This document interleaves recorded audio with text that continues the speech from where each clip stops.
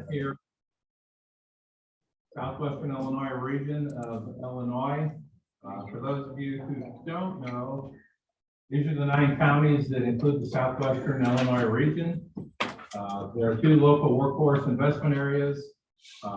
Myself, Tony Furman, I am Director of Madison County Employment and Training. We have the top 4, Madison, Bond, Jersey, and Calhoun. And then the St. Clair County Intergovernmental Grants Department have the 5 bottoms: St. Clair, Monroe, Randolph, Calhoun, or Clinton, and Washington. The partnership of these 2 workforce areas is pretty unique in the state, and very excited about what we can do. If you look at those 9 counties, outside of the region that includes the city of Chicago and the Collier counties, we have the 2nd largest population base of just over 700,000. What that does for us is be able to have events like this, because when we apply for grants through the state, through the Department of Labor as a region, gives us a whole lot of power. And what you're going to see today is this region is built on results and success and looking to the future. So why are we here? If you go about a block down and get on the interstate and go up and go about half a mile up and turn around, you'll see this billboard, which I found very ironic. It said to circle back around and take a picture of it. It's a billboard saying we're hiring billboard installers. That is the environment we're in now. That is why apprenticeships are so important. This week is National Apprenticeship Week, as designated by the U.S. Department of Labor. This event is part of that. The state is having events throughout the state this week. Also, every day from 9 to 10, there is a series of webinars. If you go on the ApprenticeshipIllinois.com website, with the banner on front, you can find a full listing of the events going on throughout the state of Illinois. Some are live, some are virtual. If you see anything that interests you, please register. The 3 remaining events at the state webinar tomorrow deals with business involvement.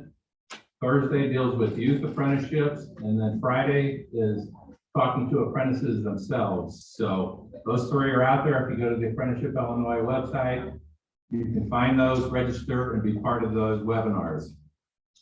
Why apprenticeships? We look at the billboard, that says it all. People are looking for employees now. Apprenticeships are learn and earn. You can bring someone in, train them the way you want them. For businesses, retention. I mean, retention is a big deal. Someone who goes through an apprenticeship program with a company, their retention rate is 94%. They'll stay and they'll work, and because they appreciate what the company has done for them. Then the return on investment for a business. For every $1 that a business invests in an apprenticeship program, the return is about $1.48. On the apprenticeship side, again, it's an earn and learn program. They're able to earn wages as they learn. They learn skills that are marketable throughout the country, throughout the industry. And at the end, they receive the DOL, the Department of Labor certificate that is transferable to anywhere in the United States. So today you're going to hear a lot about current things going on at the high school level, the community college level, and with businesses throughout our area. But we wanted to start with something today to sort of energize everybody at the front table here. You see a group of people. We're getting ready to sign the employer agreement for an apprenticeship program between the city of Collinsville and the Collinsville School District, specific to special ed program at Collinsville High School. It's an apprenticeship program for individuals with disabilities. They will have 3 tracks and options possible through this program. 2 here at the actual Gateway Convention Center, 1 with event setup at Paytown, another one in housekeeping, and then with the city's Parks and Rec Department as outside groundskeeping and maintenance. The partnership here is pretty unique. I will thank the city of Townsville now. This is our 3rd big event we've had here at the Gateway Convention Center in the past 3 months. We had our annual job fair in September. Last month, as part of manufacturing month, we had an event here as well. And now the apprenticeship program. Townsville, for us in the workforce area, has been a great partner, and are always willing to work with us. And this is just the next step, in my opinion, on this partnership. How this came about is we've had meetings earlier on about the need to work with individuals in this population. The city identified those job possibilities. The school district was well on board and this moved very quickly. I went back looking at the emails. The first meeting we had on this was in early September. So this is all came about in 2 months. The first apprenticeships, the apprentices will be on site in January. And the only reason we're waiting until January is it's the start of the new semester. I think, well, from the city and the school district's opinion, if we could start tomorrow, we'd start tomorrow. So what you're about to see is the signing of an employment agreement between St. Clair County Intergovernmental Grants, and Matt Jones is here representing them. St. Clair County Intergovernmental Grant serves as an intermediary. They are a registered intermediary with the Department of Labor, basically taking a lot of the paperwork and those sorts of things away from the business, and we do it. I will tell you, St. Clair County was the first local area in the state to achieve that registered intermediary status with the Department of Labor. Madison County was second, so we have to give them credit. They beat us by a month, maybe.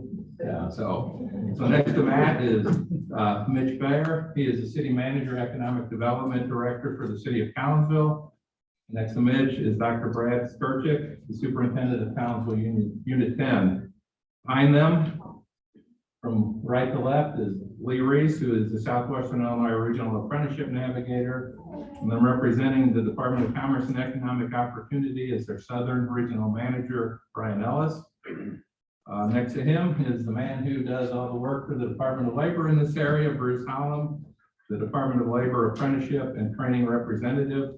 And then last but not least is Mr. Mike Conley, who serves on the Illinois Workforce Innovation Board and is the Apprenticeship Committee Chair. So Lee, take it away. Appendix D, order agreement, 3 places to sign, one for St. Clair County at the top, middle for the city of Collinsville, and the bottom for the school system. Good drum roll, that's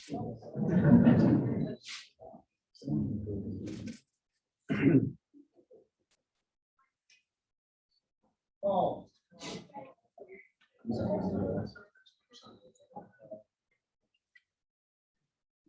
So while they're signing, I will tell you this partnership and this population, when we talk diversity, equity, and inclusion, sometimes, most times are not included. So we feel very positive about what's happening here.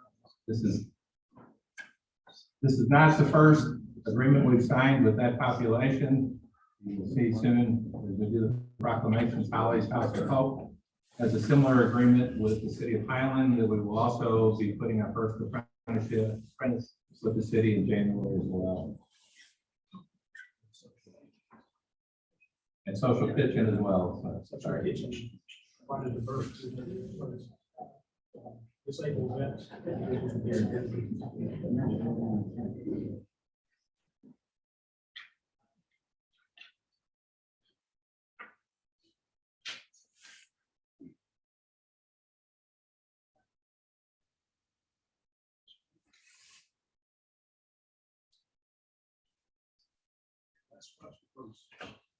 Yeah.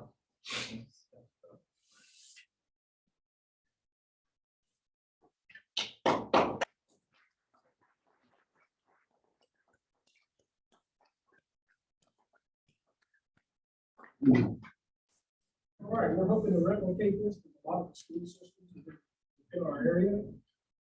Collinsville led the way. We all get together here for it's like having your mom. Bye.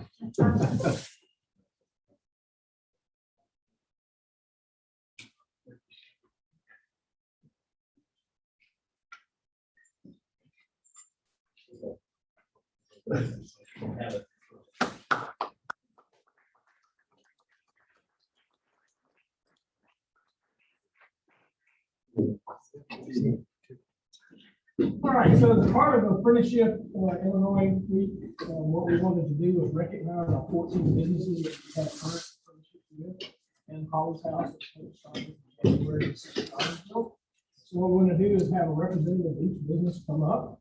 We're going to present them one plaque from the governor recognizing Apprenticeship Week and one plaque from the state apprenticeship week. So if you can, when you come up, receive the flag, stay in the middle so they can take pictures, and then people will stay up here and move off to the side. That way we can get a group picture when everybody's received their flag. Appreciate it. So. All right, so if the representative for AAA Steel Machine will come up, please. As you can see, they have one apprentice from Tool and Diamond.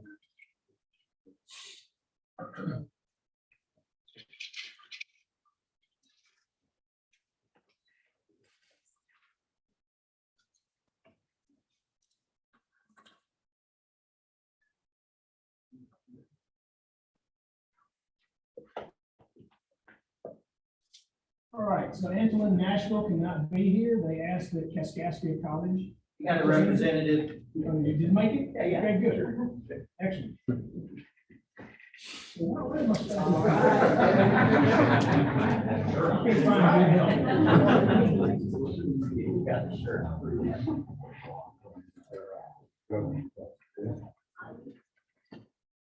And they have a couple of apprentices. They've had a couple complete, and they have a couple underway in industrial maintenance technician. All right.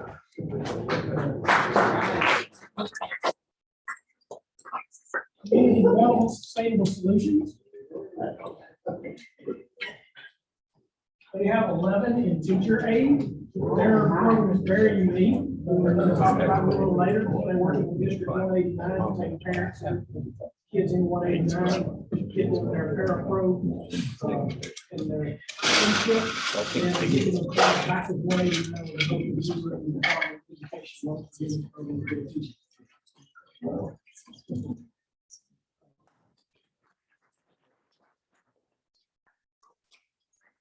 Three are the city of Collinsville. That's the apprenticeship that we just witnessed the signing for. The event associate will start with two in housekeeping and two in landscaping and groundskeeping. They're going to start third week of January, second week of January.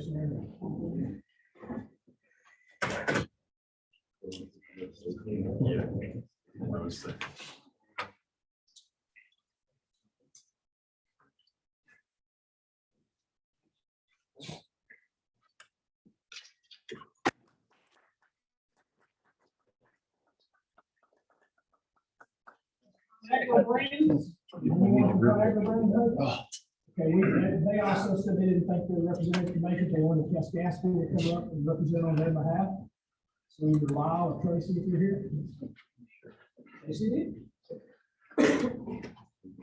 Agro brands just launched two in industrial maintenance. We were there for a proclamation for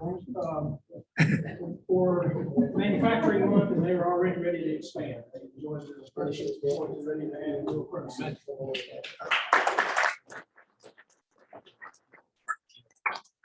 And Good Life Grow. Good Life Grow.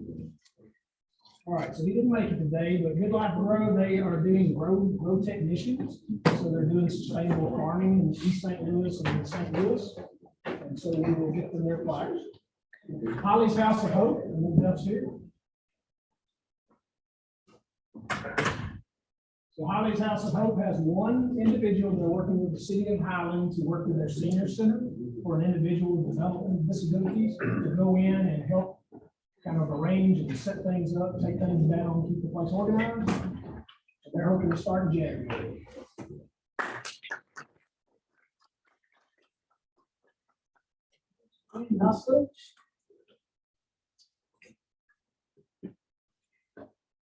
Every community hospital started 4 in certified medical assistant. All right. And we're hoping to expand them into CNA, hopefully pharmacy tech, and a few other programs in the short future. All right. Today, I was gonna come on. Okay, today.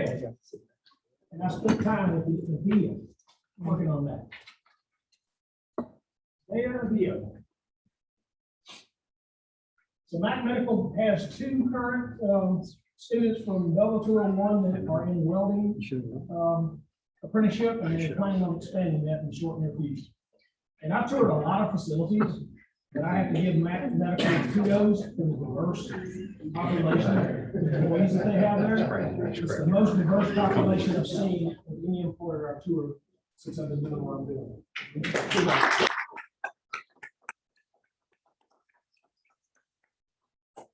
All right, Memorial Hospital. Somebody from Memorial here? All right, and if Swick will come up, Representative from Swick, Brad.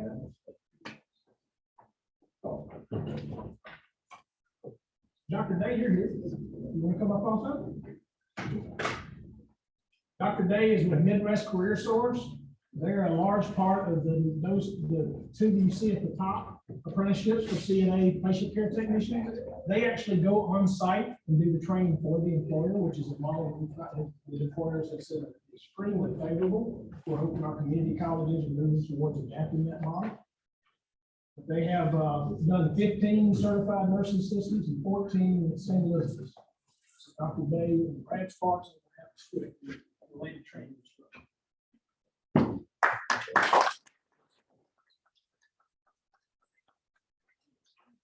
Next up is our most recent apprenticeship start. Just started about a week ago.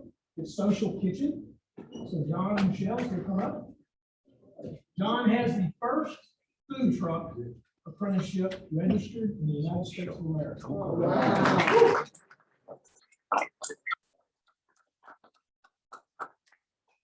So John's target population is re-entry individuals that have been justice touched, individuals with disabilities, and also disabled vets. His first apprentice was, or is, a disabled vet. We'll get to talk in just a moment.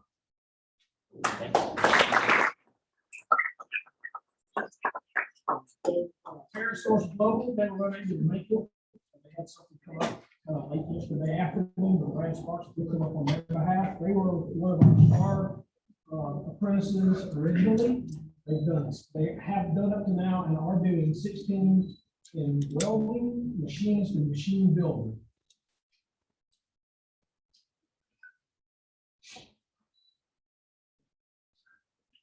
All right. Star Aviation, number 4.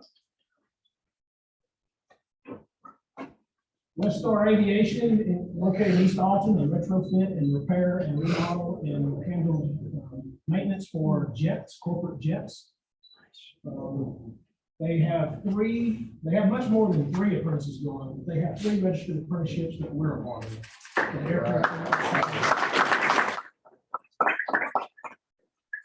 So if everybody is recognized, we'll come back up to one group photo, please. St. Elizabeth's Hospital. St. Elizabeth's, I'm sorry. St. Elizabeth's, still come up. That's what happens when you get old. There's something to look forward to. So St. Elizabeth's has 14, sorry about that, Elaine, certified nursing assistants today, and our plan is to continue this course moving forward.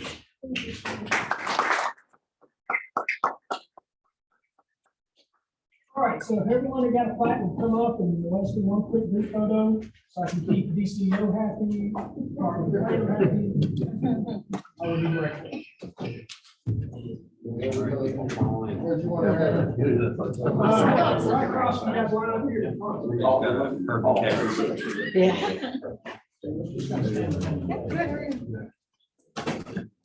Come on down.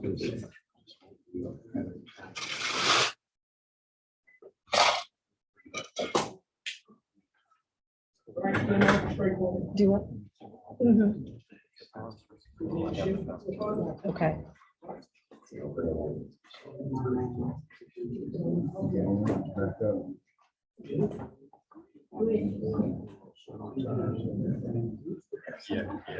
Exactly.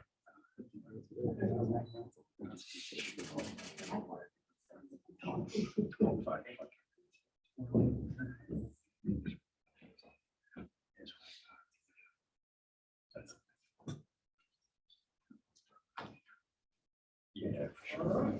Thank you.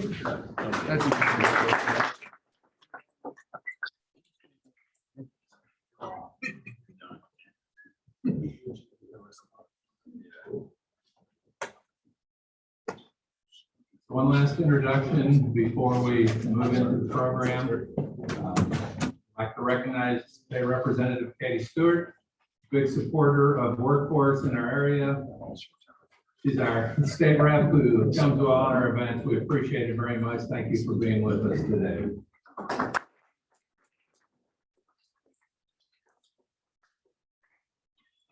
So first up on the agenda, we have Amanda Guinn. She's a career counselor with Belleville 201, so she's going to talk about, from the perspective of the high school, how apprenticeships have been developed and what's gained by parties involved.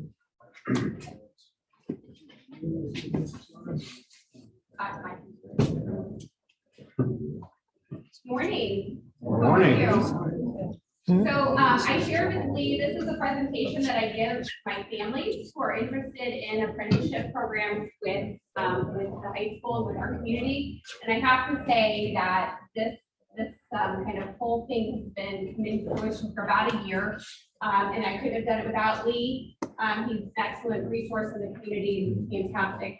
He keeps me busy, keeps me out of trouble, I can tell you that. And of course, working with District 201, Dr. Menzer, thank you. We have been able to kind of really think outside the box. So Belleville 201 has had apprenticeship opportunities for about 3 years. We started with pterosaurs. We started with 2 apprentices. And this year, well, COVID, we didn't have any. We kind of shut everything down. But this year we have 14, and it's an incredible year. So I'm going to share with you a little bit about our program. Okay. So you all kind of are familiar with what apprenticeships are, but according to what we need, we've kind of made it a little bit unique to District 201.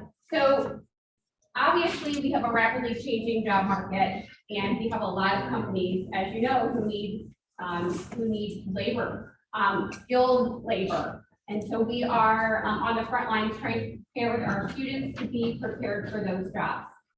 So we are partnering with the community. We are making sure that these partnerships that we have with the community provide on-the-job training for our students. They are essential to the local economy, and the students will also get some training academically in the school as well. So they're getting some nice experience out in the community, but they're also having some related instruction inside the high school. It is aligned with a specific career pathway, and it is a paid experience. It looks like if you're in the education world, or if you're familiar, it looks kind of like a co-op experience. And so those are kind of those experiences where students go to school part of the day, and then the other half of the day they go to work. So that's what our apprenticeship program looks like. So our priority career areas for District 201 basically are identified by our local career workforce area network, and they're aligned with our current CTE offerings. So we have a strong program in welding. We have a strong program in machining. We have a really great program in automotive and construction. So those were low-hanging fruit. That's where we started. We see potential growth down the road. As you know, some of you know, we're going to be opening a new career center next year, hopefully. And we are hoping to expand in the future to other areas, as you guys were seeing, healthcare, IT, hospitality, and education. Our goal is to help the talent pipeline. We really want to help the talent pipeline be a service to the community, but we also obviously want to get our students into jobs for the future, and make sure that they have a good plan for post-graduation. It is really meant that our most successful apprenticeships are those highly structured environments. They're not just getting a job, they are getting a very close mentor and very good training along the way. They are supported at the school as well. I am actually walking alongside them. I check their grades every month, and I pull them in if they're falling behind, and I say, what's going on? How can we make this work?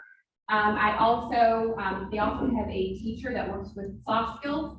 So that works with them to kind of build up their employability skills. And then they have their industrial education teacher who walks alongside them as well to help with those kind of career-based questions. Those those skills that I don't know about in machining and welding. So those specific technical skills. So in order to be qualified in District 201, we have a list of things that we're looking for. Obviously, they need to be on track for graduation. They need to be an upcoming senior or a senior. They need to have at least one course in that career pathway. So they have at least a little bit of experience that would say, hey, I think I want to do this. This is as much about career exploration for our students as it is about them finding a pathway, because we feel like it's a good idea for them to have this experience so they can say, I think I want to do welding, but I'm not sure. Let's get you into welding. And then if you don't like it, guess what? You still have your counselor at your high school to help you figure out what you want to do next. They have to be eligible for their cooperative education class. They need to take that, again, that industrial ed class to kind of partner along. So they have a technical expert at their disposal.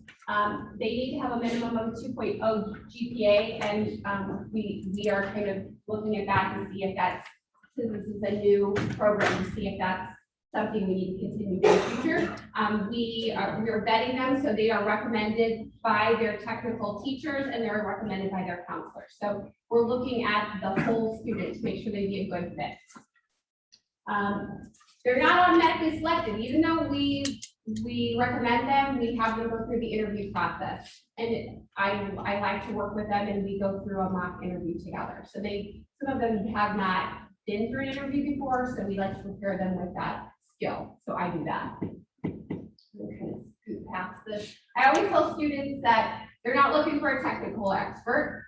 The companies, they're looking for somebody who's dependable, who wants to learn, who wants to think critically. And so these are kind of the skills that our apprenticeship companies wanted for last year. So our students apply for apprenticeships in January. Actually, I've been out to the classes already, so they're already starting to apply for next year. So I do have some applications for our students for next year. We're hoping for March interviews for those students, and then that they would start their apprenticeships in the summer.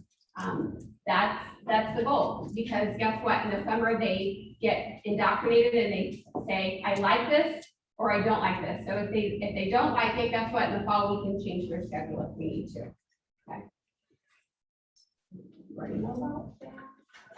We have a training agreement that is signed by the school, by the family, and by the company. So that training agreement kind of outlines responsibilities and things that the students need to be aware of, the family need to be aware of, and the company needs to be aware of. So we're all on the same page. Okay. So all of our students have to take an English class, a cooperative education class, an industrial education elective, and I always recommend math, especially if they're going into welding or construction or machining. It's a good thing to have. Okay. These are our current partners. We actually have 4 new companies signed up for 22-23. Actually, I think that's up to 7 now. We have companies signing up every day. I have a little QR code that I send out to companies, and they fill out a Google form, and they give me all the information, and then we vet that and give those students place. And this is something I tell them. Some of our students really want to do this, but maybe they're an athlete and it doesn't work with their schedule. So I always have to tell them, let's look at your schedule. Let's look at the big picture. We want to serve the entire student. We want to make sure that they know. So this is kind of a conversation I have with the students. Okay. Students earn high school credit while they're in this apprenticeship. So they earn a credit for graduation just for the work that they're doing. They earn another half a credit per semester for the work skills class that they're in, the co-op class. So at the end of the year, they earn 3 high school credits for their apprenticeship.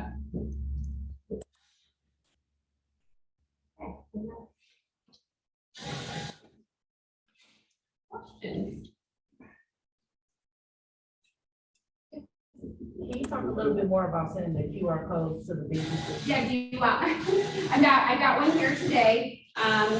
If any businesses are interested, I've got a QR code that you guys can snap and fill out a form. But basically, I have a Google form that I put together for businesses that says, hey, you know, what are you looking for? What do you need? What are your positions? And what are your hours? You know, just basically kind of job posting information, and the employers fill that out. Yes. What does your application process look like for students? Yeah, that's a great question. So last year we had 2 applications, one for our co-op class and then one for the apprenticeship. I modified an application that one of our employers had, and so it's the same, but now I have one application. It encompasses all the questions, and it's an online application. Yeah. Yes. Do you work with, or how do you work with the community college for the students to continue their education after they enter the apprenticeship in high school? That's a great question. So we always tell our students that we are preparing them for the now skills that they have, the next skills and the later skills. So we talk with them in our sessions about what their ultimate goals are and how they're going to get those credentials. And so maybe they end at the registered apprenticeship and they get the credentials they want. Some of the businesses are partnering with the community colleges and they're getting those credentials through the community colleges. But we always talk about what that will look down the road and how to prepare for that. And that often includes that community college. Yeah. Good questions. Thank you all.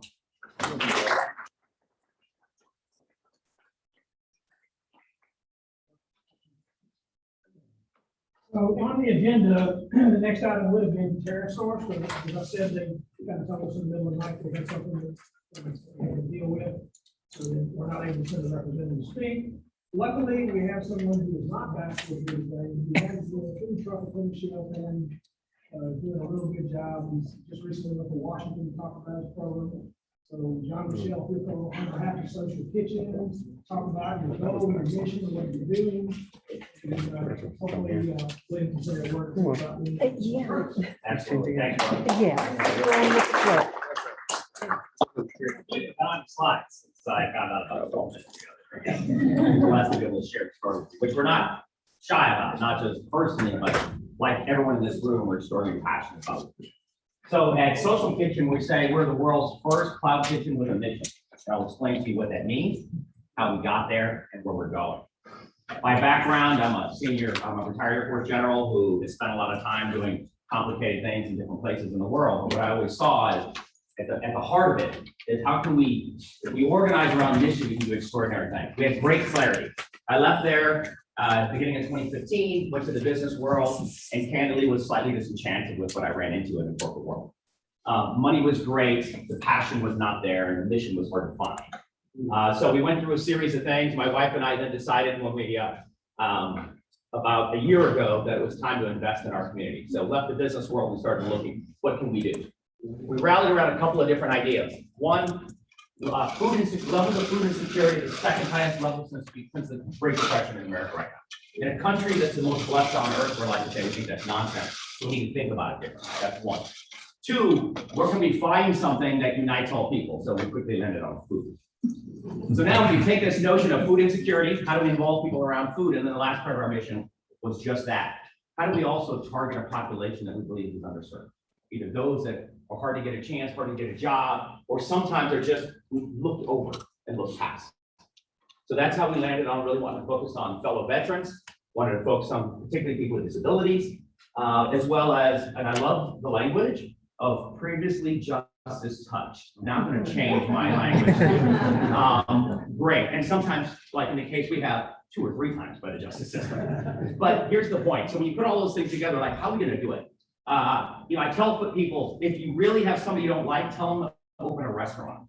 If you have somebody you do like, have them open a food truck. Because here's the thing, I talked about food and I talked about the trends. And so we're involved and we have other investments in different places to include some restaurant businesses in Arkansas. And we really had to get innovative during COVID. And innovation for me led me into the world of understanding the food truck business. And what I found is something that's a phenom. People love it. Okay, it's just the expectations are different than in a restaurant, but in a good way. You go there and you want to eat something good, but just the whole vibe about it is better. But most importantly, being a kind of an organizer, I found probably the most disorganized system out there in the hospitality industry. If you think about it, a lot of the food trucks are one-offs, and there's really been no organization. So we said, what if we can organize this thing called food trucks, which is growing, and it's past $1 billion a year this year. And it's expected to grow 12 to 20% a year. So from a business standpoint, it's a good business. It's a lot less risk.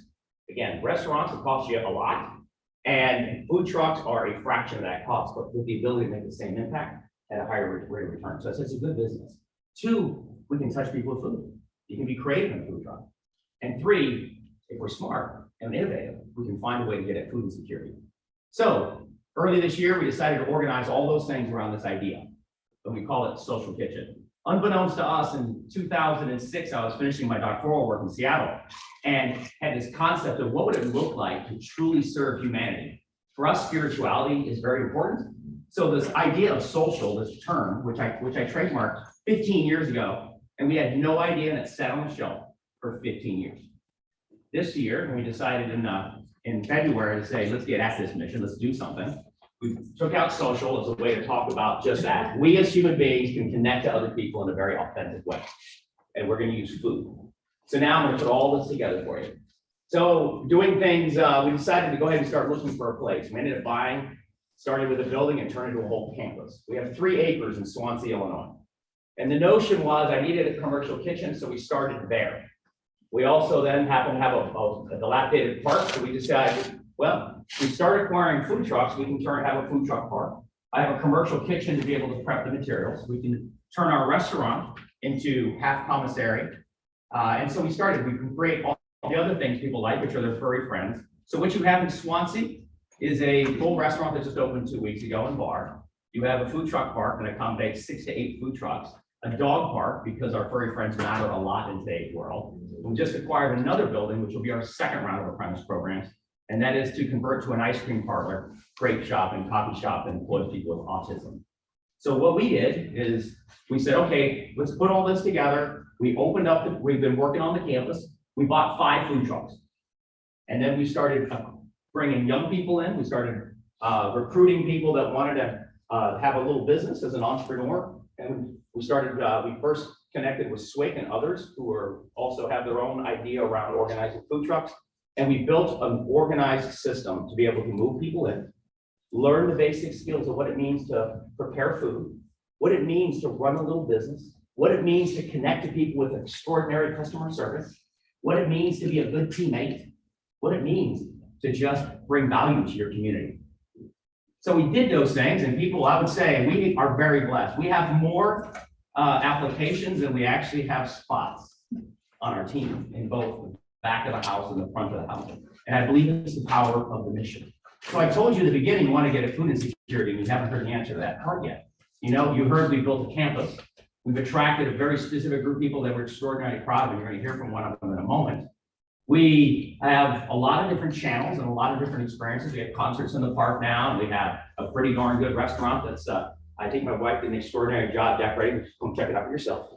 And so how are we getting at food insecurity with this mission as we try to inspire our community and make a difference? So the problem was, how are you going to do that and make the economics work? So we built this platform so that we can be very efficient. I gave my crew a very specific formula on the meals that we provide and what the cost structures would be. We built it from a business mindset and a service mindset at the point of impact. But that thing was missing. So we created something called the currency of caring. Currency of caring, for those who served in the military, you know, we love our tokens and our coins, all these things, because they're really symbols of connection and shared mission. We give these in response to something you belong to or something you're a part of. So at Social Kitchen, the currency of caring is designed where everything we do is to create a fundamental base so that we could turn around and sell these at wholesale. Anyone can buy them.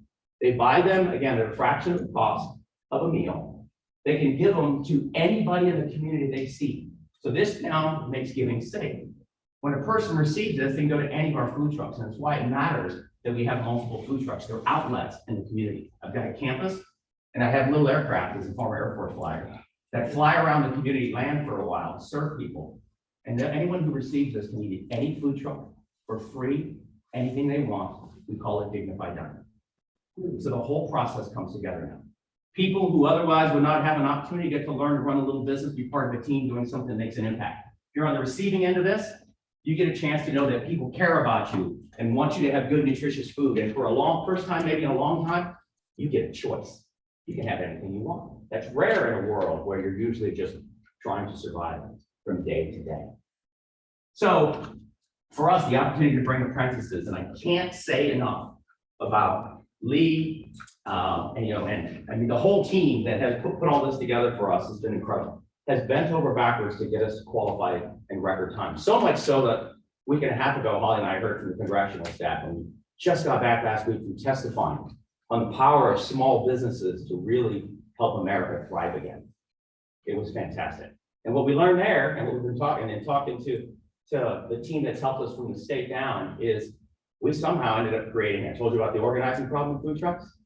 Turns out we're the first people to organize them now with a system, tied them together with a mechanism. And now we're developing, rolling out what will be the first food truck apprenticeship program in all the states.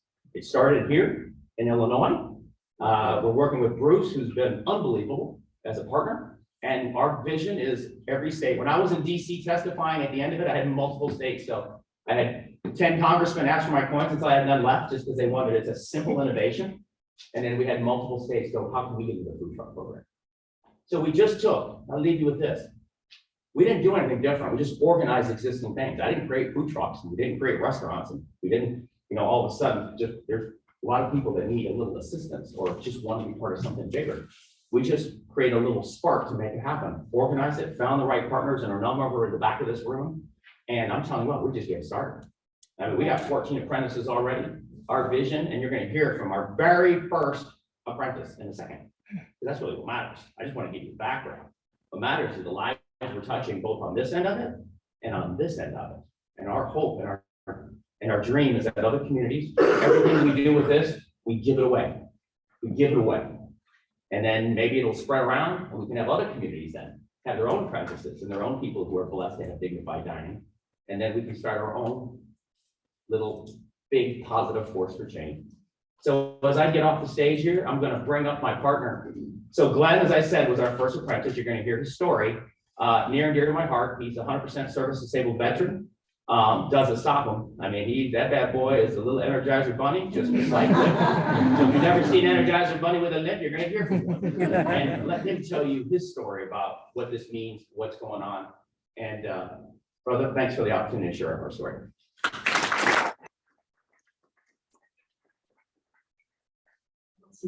So, but I think it's really important that I tell you, boots on the ground side is that I was injured in 2009. I got out and retired in 2012.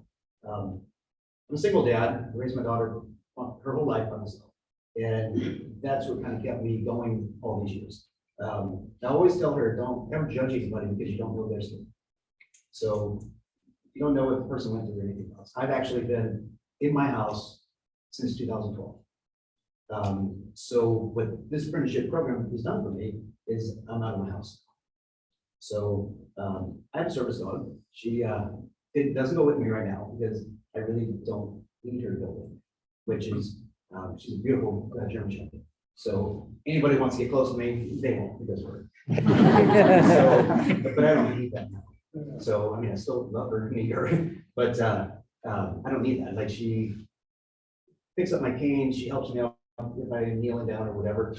So the boots on the ground side of this is that it actually saved my life. It really has. Like, it actually, since 2012, my daughter raising her by myself, that kept me going. Like, I had to, obviously. But since she went to school, I went down. So she got home, I made her dinner. Since she went to bed, I went down. So really haven't come out of my house for that long, except for her. So, and that was a struggle. So, but that was all she had. So I had to do that. Army Strong Business, we just push forward, just like her. So when this opportunity was brought to me, I fought it a little bit. It's been years. So now I'm standing in front of you guys. So a few months ago, it was never going to be this. So boots on the ground thing is that, like I said, you don't ever know what somebody's gone through. And coming out of the military, you have that pride in yourself, you have that pride in others, you want to serve people. I mean, I have the greatest job in the world, and it was taken away from me. And so I always thought, I peaked, at that time. So I'm gonna go through the rest of my life, and I already peaked. So now I have not peaked. So there's more things out there, and I can actually be of service to people, just like a military, and go through this apprenticeship program, get back on my feet as a mechanic, and and to help others. And so boots on the ground part, you never know what somebody's gone through, and this stuff is so valuable, so valuable. Like you don't know what it does with you until you actually hear their story. And so my story is it's actually saved my life. So.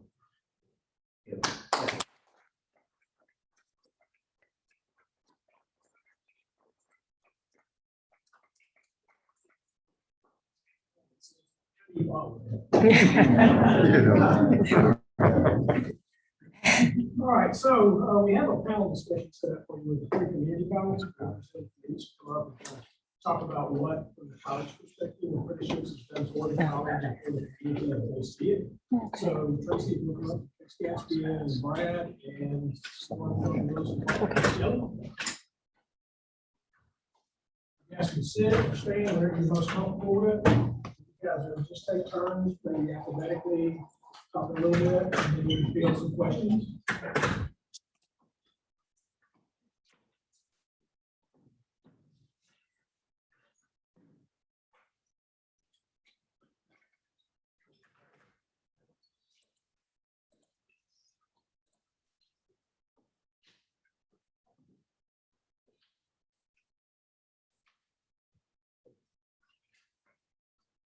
First, Tracy? Yeah, you want me to just follow the questions? Yes. Okay. So I'll just talk a little bit about the apprenticeship programs at Kaskaskia College and what that means to the college and I guess our partnerships with employers. We're currently offering registered and non-registered apprenticeships with primarily our industrial technology and maintenance programs, as well as our welding program. We also have registered apprenticeships for about 8 programs that we don't have any apprentices in. I guess that's in anticipation of what we do.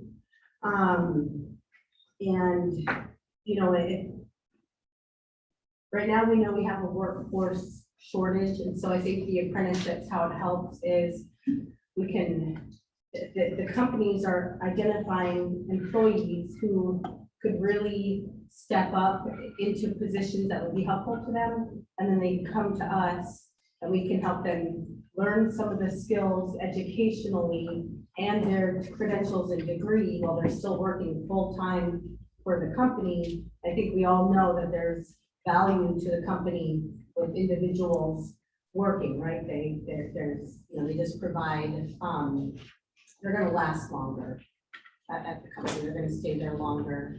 It's less money to the company to have to bring in individuals who already have that background and try to train them. My name is Shelley Writings, and I am the coordinator for the medical assisting program at Lewis and Clark Community College. We currently have JCH.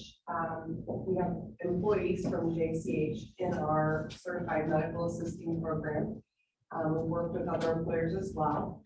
And as mentioned before, it's part of the incumbent worker program. So they will identify current employees that they want to up-train to take the positions in those medical assisting positions that they have open. For the college, it's extremely beneficial because it helps our enrollment as well as it helps the current employee or our current employer in our district fill those much needed roles. The students in our classroom really provide a lot of insight to, right now I have a mix of community students as well as workforce development in the same group. So some of the JCH employees can actually lend their professional observation in the field and help those students from the community understand and get a better picture of how it will be when they actually go to work. So for great students, they do really well, they're serious, their attendance is excellent. And so it helps both sides, our community students as well as our workforce development students. I do appreciate Lee, he and I go and speak to employers, he makes contact. We'll go with JCH, they basically put out a memo and said if you're interested, come to this informational session. Lee and I went and spoke with them, and that's how we were able to obtain some current employees with JCH. So it's a wonderful program, and we appreciate all aspects. Our employers are extremely beneficial to give up their time. I understand to allow a current employee to come to school 2 days a week, and out of that work environment is stressful as well. The big picture is, in the end, it will provide them with a much needed position that they're having a hard time filling. I'm Brad Sparks with SWIC. So we currently have apprenticeship programs in 3 different employment sectors, manufacturing, aviation, and then health sciences. In manufacturing, we work with 12 manufacturers on both registered and non-registered apprenticeship programs. In aviation, we have 1 currently. We're meeting actually with Gulfstream next week to look at an apprenticeship program for them for airframe and power plant technicians. So that's the one in aviation. And then in health sciences, we're in the process of developing one in pharmacy technician, which is a new program for us, and then medical assistant. So we think of all these apprenticeship programs along an educational pathway, from high school to community college, on to industry if you know, the students choose to go on in the job. Or we have articulation agreements that they can go on and get a 4-year degree if they so choose to. So we work very closely with our high schools to develop those credit opportunities that can then lead into an apprenticeship program and on the floor. I'm sorry, Lee said my name, so I didn't introduce myself. I'm Tracy Massa, the Dean of Career and Technical Education at Kaskaskia College. The second question we were given, do we find interest increasing around registered apprenticeships? And I would say absolutely. I think especially in the manufacturing sector right now, we've got a lot of companies, and a little bit of it might be word of mouth. With some of the companies we have, you know, if they're working closely together, so coming to us and saying, you know, I know you're doing this at Antolin or Conagra, how can we work with you? So we're working with Americana right now, actually, to do apprenticeships with them. And it's, you know, part of it's due to the shortage, again, of the availability of employees. So we can help them identify individuals to work for them, or they can identify individuals for us to help train.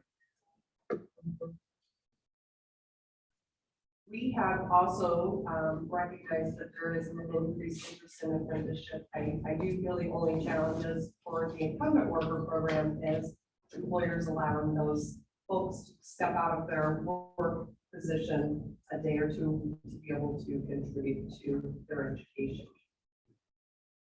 And, you know, so we hear from employers all the time that they're in desperate need of employees in all the employment sectors, hospitality services. Thanks for all you guys are doing. Remedy that, but certainly manufacturers are looking for CNC technicians, industrial maintenance mechanics, industrial electricians, those that can program industrial systems, those kinds of things. And so we positioned ourselves to be able to help with that. We have a lot of non-registered apprenticeship programs right now that you know, employers are devoting a lot of time money into. I'll give you one example.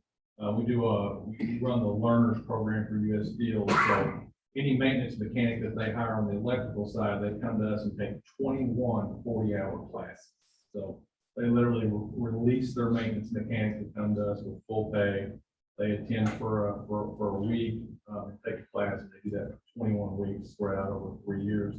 And on the mechanical side, their mechanics come to us and take 18 classes. So it's a tremendous investment on their part because they also have OJT and scheduling of jobs around those particular classes. So at any given time, we'll have 20 to 25 U.S. steel maintenance mechanics on the campus taking those classes. So we're seeing increased requests for health sciences apprenticeship programs, and we have a new dean who's working closely with those. So I think we're just going to continue to see those opportunities grow.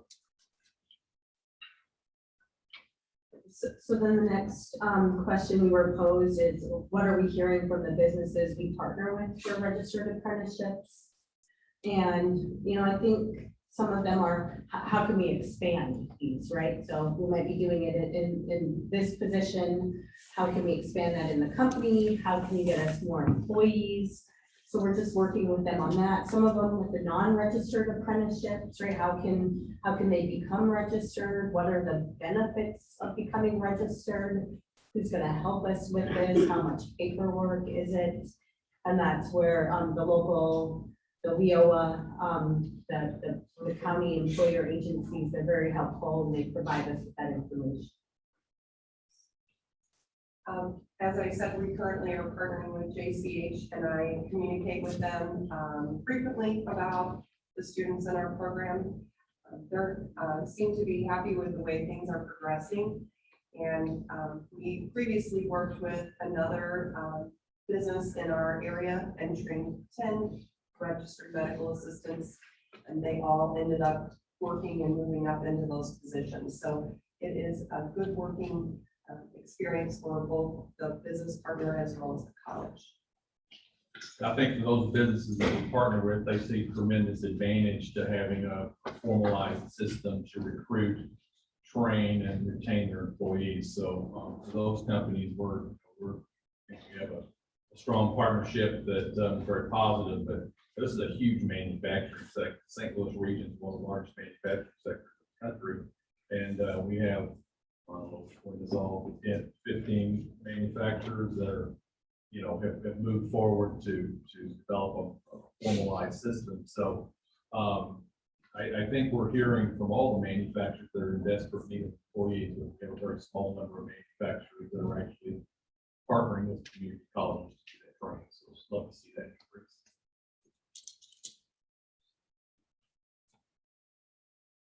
Is it helpful to the colleges to have outside assistance in working with employers to develop registered apprenticeships? And of course it is. I will say, at least from my perspective, I am not an expert on apprenticeships. Over a year ago, I was in Montana at another community college, right? And what I thought was apprenticeship, I thought it was a lot more complicated than what it appears to be, right? So it's great to have the individuals from WIOA, the local workforce, the LWIAs, to help bridge that gap between the companies and the community colleges. I can't speak for you guys, you might have more knowledge of it, but sometimes, companies like to hear from other individuals than just the educational centers. So, they can talk about the benefits to the company, the tax benefits, the benefits to the employers. We can certainly talk about what we think are beneficial to the students and the companies, but it is nice to have that outside perspective. I completely agree. Without Lee and Tony being able to put us together with employers, I'm not sure how well this would work. I always tell the employers that that's a WIOA question. Contact Lee. I can answer the educational side of things. So without WIOA, this would not work as smoothly as it does. I mean, I think this region's really come together in recent years to kind of develop a coordinated effort to help employers, with their labor shortage. From the county folks, Lee, Matt, Tony, Cindy, to the high school, and the District 201 is cutting edge stuff with their new center and the development of registered apprenticeship programs at the high school level. I think that'll serve as a model for this region in the not too distant future. The Leadership Council has a manufacturing and education subcommittee that most of us here serve on in some capacity. And so that's another mechanism to bring folks together. The chamber works very closely with companies to get the word out about opportunities. So this region in recent years has really come together to be able to share with high school students, those that are mid-career changers, our veterans, those that are coming out of penal institutions, all the opportunities that are available here. So without those outside resources, community colleges really have a very difficult time with that recruitment effort. So Tracy, if you guys would just do one board and we can do some questions. So the last question we had anyways was from the college perspective, what would help even more in developing registered apprenticeships? And I think, some companies and employers they struggle with identifying a formal method or what are apprenticeships. And I just mentioned it recently, or my last comment, right, that I thought apprenticeships were a lot more complicated than they are.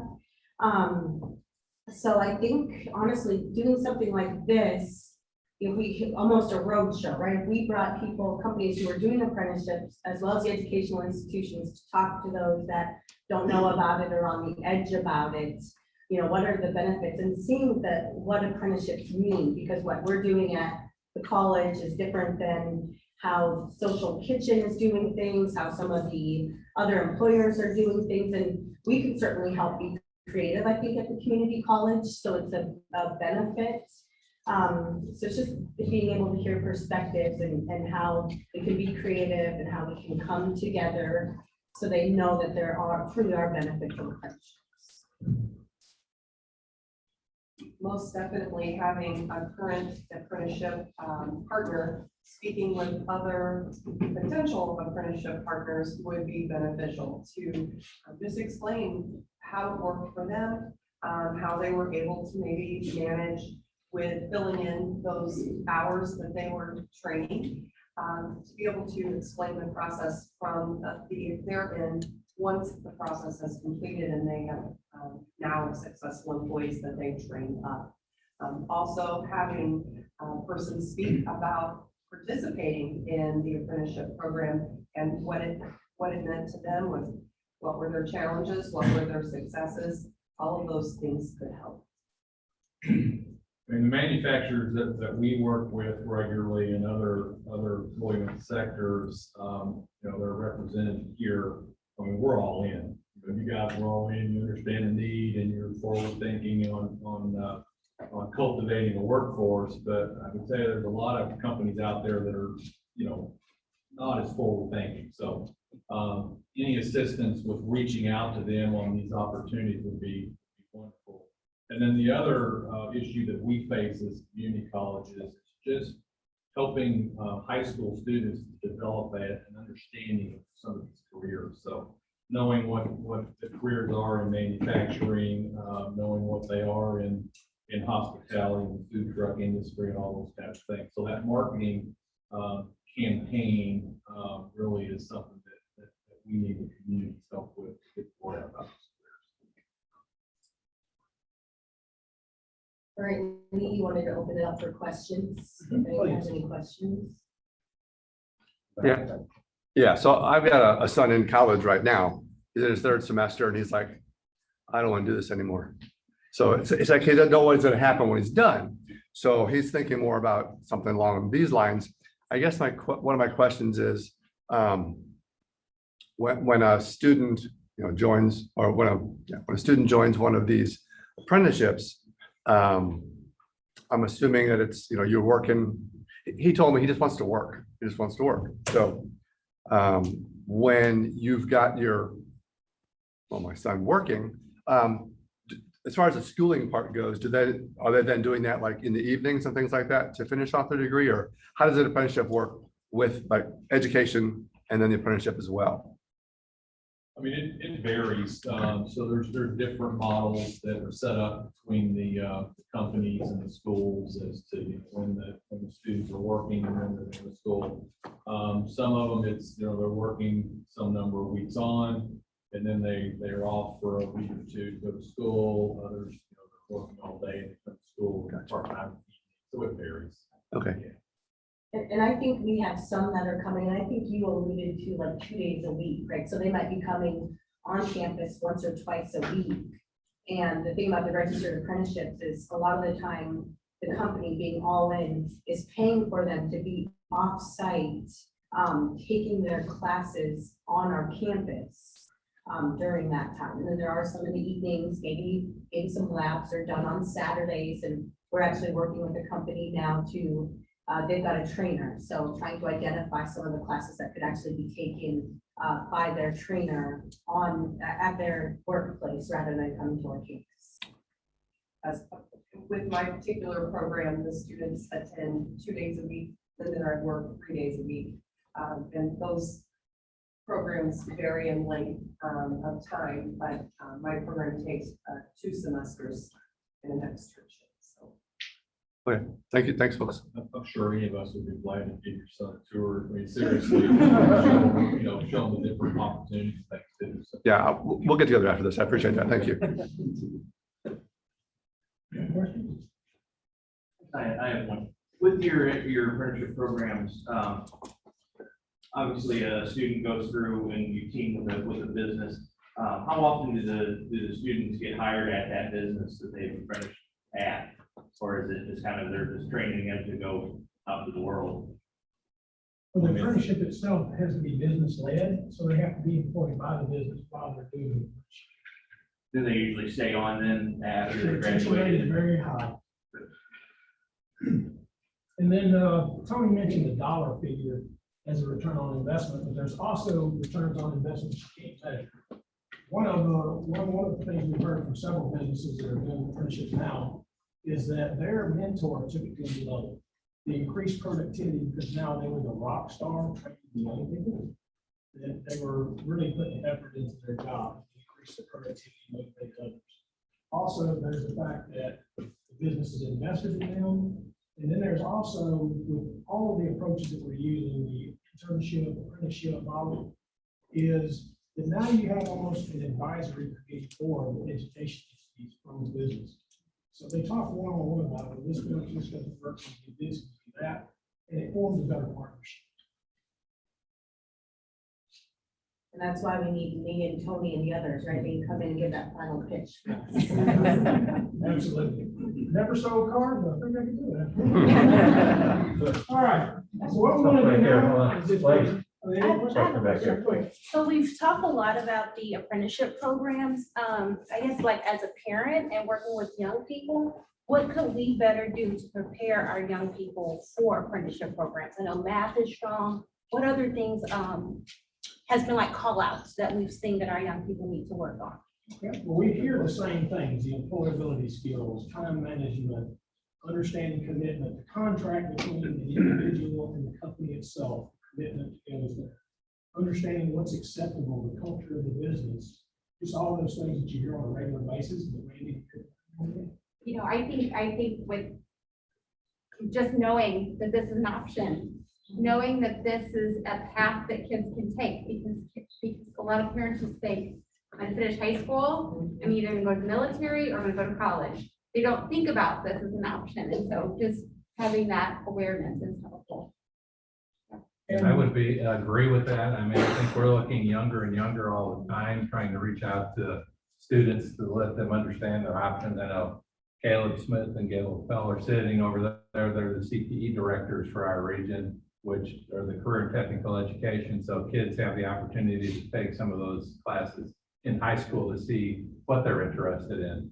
That's the beauty of the internship to apprenticeship program, that a senior in high school can go and say, yeah, I want to be a welder, and then go and actually weld and say, I don't want to do this. They may say, I love it, or they may say no, but they have that opportunity, and then they can move from there. So we're in talks with 3 community colleges and SIUE to develop local skills labs based on sector, like engineering and healthcare and construction and manufacturing and so forth. And the idea behind the mobile labs is to reach that 7th and 8th grade crowd, get them in to do a hands-on experience, develop a career pathway mindset, and then contextualize instruction throughout their secondary education and move them on to post-secondary education options, their career path that they understand. Be able to hand them something that says, okay, you're interested in mechatronics, working on robots. Here's the classes you need to take in high school. Here's the community colleges that offer. Here's the degree options. Here's funding options. Things you might look at. People you can start talking to now to get you where you want to go. And so I think that's going to be huge in the future of our region in developing those partnerships through the form of the workforce. But if it's working, the workforce is here, has the skill and is working. So now it's just a matter of building it out. I always tell high school students to take the highest level math they can stand. Starting in 9th grade, and so, and learn how to write. So if you can write, and you can, write an essay or a page or about something, and you can perform basic math, you can do whatever you want to get out of high school. And so these are not alternatives to going to college. They're another college path. So all of these apprenticeship programs lead to degrees that will enable folks to move on to 4-year programs if they choose to do that later on. If they start out thinking that they're not going to college, they're going to be a carpenter or a mechanic or something like that. They don't need to learn. They don't need to learn the basic, academic skills. And they really are pigeonholing themselves. I mean, we get students that come to the college that have to take 3 or 4 levels of developmental math to be able to take the one class that leads to college credit. And that's because they didn't do that preparatory work in high school. So these are not alternatives to a college degree. They're along a college path. So it seems that you're dealing with youth. Is there a certain age bracket? We like to start them from the time they accept the 50 over, if we can get there. Realistically, 3rd, 4th grade will be the time start identifying some of those wants. As they progress, wants are going to change. Anybody that's had kids realize they change. So it's important to assess them throughout that pathway to pay attention to issue, so that we don't pigeonhole them into something they don't want to do. That's the worst use of education and workforce dollars is just shove somebody into something that they think they want to do, and then they find out they don't, and you already paid for that, and we got to repay again. And so we always talk, I do, when I talk to anyone, is I don't want you to have a job, but you have a career. I want you to have something you love to do every day, it's your passion, and then you'll be happy. Yeah, real quick, I'd like to answer that question too. The Department of Labor got with Scholastic magazine, and they put little articles and little, what I'm gonna grow up to be articles in there to reach that low, because we realized that we need to get, if you grew up on a farm, you learn a lot of things that you didn't know. But you learn management, you learn there's animals out there, they depend on you. There's things that you just learn on a farm. If you're a city kid, you know things I don't know. And I didn't think of any of that. A lot of people say, well, they don't have a driver's license. I'm thinking, how do you not have a driver's license? Because they have public transportation. So there's a lot of avenues and blocks in the system, but we have to work around those blocks. And so that's how they're trying to reach youth, is going through that Scholastic magazine. I thought, well, that's different until I read one of the magazines and seen it, and I was like, okay, well, they're going at a lower approach. But your one question back there too, and you asked about the military, and I just tried to sell this in the hallway. That's the largest apprenticeship program in the world. You go in there at 18 years old, you don't know a thing, and they mold you into what position they need you in, and you come out with a career in electricity, welding, piping. I did 2 apprentices. My early years, one for pipe fitting and one for welding. And at the end of my year, right before I retired, I became a welding inspector. So I know what apprenticeship is because I lived apprenticeship. But I had to do an apprenticeship to do my job now as an ATR. So it's just that career path the gentleman was asking about his son. You can still continue to educate. I'll tell you right now, I don't think I was book smart kid at all. Matter of fact, I had a teacher tell me one time, you don't get your D plus up, you're gonna ruin your grade average of D. I went in the Navy, but they taught me how to get smarter. So it's just, there's a lot of opportunity, there's a lot of ways to get, and I have an associate's degree. But it wasn't because I went to college, it's because I did all these apprenticeships and all those hours turned into college hour credits. So some people learn with their hands, me. I wanted to be an underwater welder, but that movie Jaws came out. So that, I mean, we're talking about apprenticeships with young people, don't tell the older people, start the people looking for career changes. I mean, to earn and learn, those skills are throughout your life. I mean, it isn't all about kids. I mean, these guys will tell you they see people coming in second careers all the time. And a lot of times it's people that completed their four-year degree, that get out into adulting and realize that what they have their degree in is nothing that they want to do. And they circle back into apprenticeship programs again, because of the benefit of earning and learning at the same time. All right, so how about we take a 10-minute break and we'll come back at 10:30 and we'll have 3 presentations to wrap up. One. Okay, but I break it. Yeah, I got a nice break. Okay. Yeah, see, everybody's back from break now, and the deal is, we like to kind of, make sure the blood is boiling a little bit, and everybody has a little extra in them, okay? So when I say family hour, I'd like for everybody to say business. Okay. And I want you to say it as if you want a $10 million a day business, okay? You guys are ready? 'Cause right now, this is National Apprenticeship Week. And this is actually our second year celebrating National Apprenticeship Week. So, are you guys ready for this business? All right.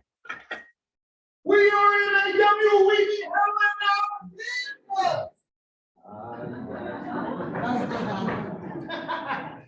One more time, let's get it right, guys. I want everybody to sound like they want that business today, okay? We are in a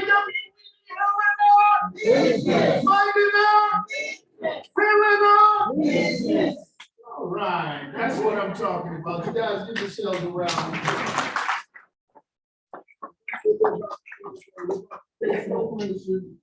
And we're gonna make sure that they handle their business. Absolutely. And we have a great reason to celebrate National Apprenticeship Week today. Today, CDSS's Prestige Professional Pipeline continues to grow strong in numbers and in diversity. Together with the parent mentors, we stand to reach 40 more community organizations, 200 schools in Illinois, plus more students. Today, CDSS continues to lead the pilot for this great program for parents as a sustainable way to bridge the gap to empowering the whole family. With your support, we will succeed in St. Clair County, across Illinois, and now each of you are part of that story. Okay, so again, we know that our theme is building the future, and we are here to celebrate, and we will be talking about our Prestige Professional Parent to Parapro Pipeline. But first, let's learn a little bit more about who CDSS is. We are grassroots agents of change. Our mission is to provide smart, green, and sustainable solutions that create and sustain community development, job training, and mentoring, and events by partnering with citizens in the community, faith-based community organizations, local, state, and federal government advocating for the voice and the spirit of our community. And our vision is to create and maintain sustainable income in the community by focusing our creativity, developing smart, green, and sustainable solutions that we can all live with equity, All is in quotations, okay? It's for everyone. CDSS's strong community involvement allows us to advocate because we bridge the gap between citizens and all levels of government. In short, we make equitable opportunities materialize to solve bottlenecks in the community that prevent citizens from having a more equitable right to thrive. So what we want to do here is kind of pause and think about Governor Pritzker. Governor Pritzker, he allowed us to, he put out an initiative because he knew that there was a teacher shortage.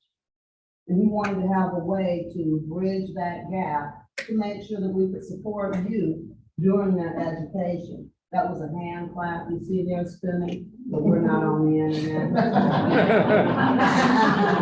But let's give them a round of applause.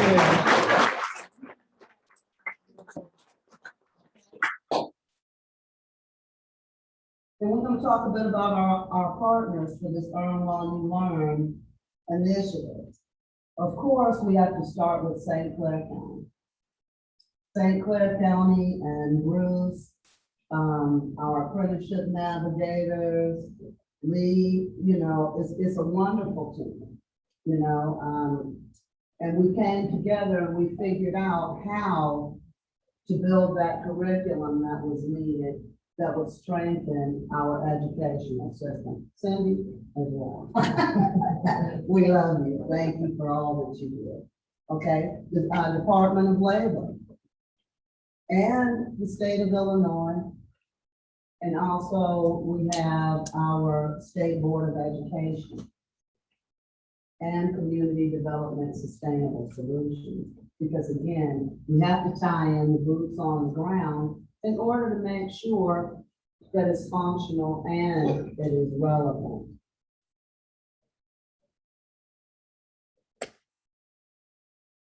Now, again, we make equitable opportunities materialize.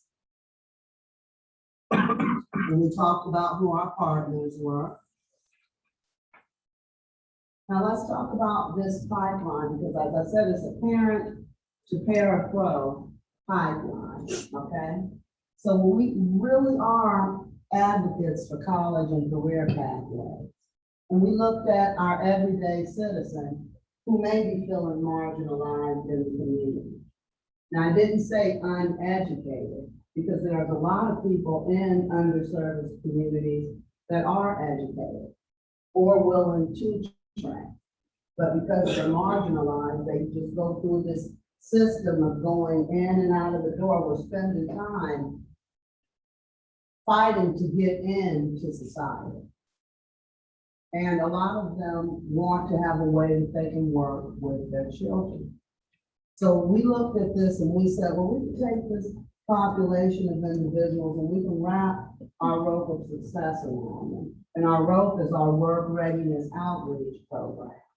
So that person comes in at an entry level and we provide them with various assessments and we begin to place them. We allow them to go from a volunteer position to an actual career. Because the reality of it is these individuals, some of them may be receiving public aid or what we call general assistance. And you can't train someone and pull them directly off of the system that they have that's going to support them. So that's why we love the pipeline, because we can bring someone in, assess them, give them volunteer hours, provide them a stipend, and then gradually move them up into that career. So they do get on the job training with us as well. And we're going to just basically saying that we want to give individuals a tangible place that they can start. Because we wrap participants in success. We provide those soft skills trainings and resume support.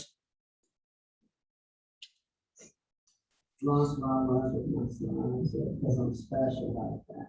Okay.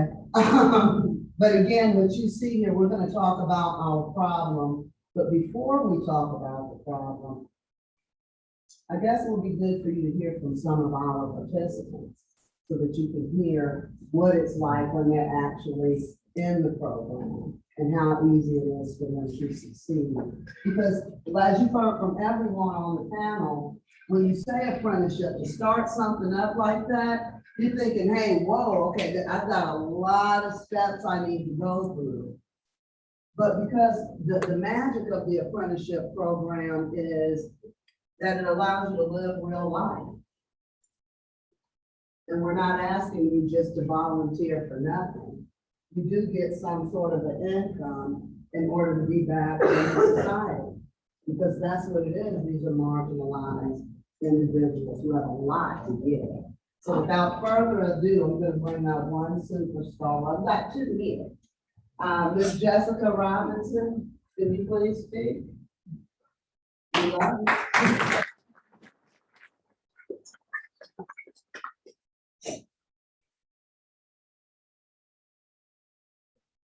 Hi, my name is Jessica Robinson, and I'm a parent coordinator here at the CDA program. I started off as a parent mentor, and that helped open the door for me at the school. Before, we were not allowed to enter the school only for the pick up, drop off, and if there's a Christmas program or something like that, those are the only times that we were allowed in the school. But I came across this program through Ms. Corner, and she told me the ins and outs of it, and I became more involved into the school. I've always been involved with my kids in the school, but with the program, it got me through the door. Now, now we're in the classroom with kids, we're doing more hands-on stuff with our kids, and it's opening up the doors, and you can see more what goes on in the classroom. With the teachers, you get more one-on-one time to where we can help assist them in the program, in the classroom. Now, I'm a parent coordinator.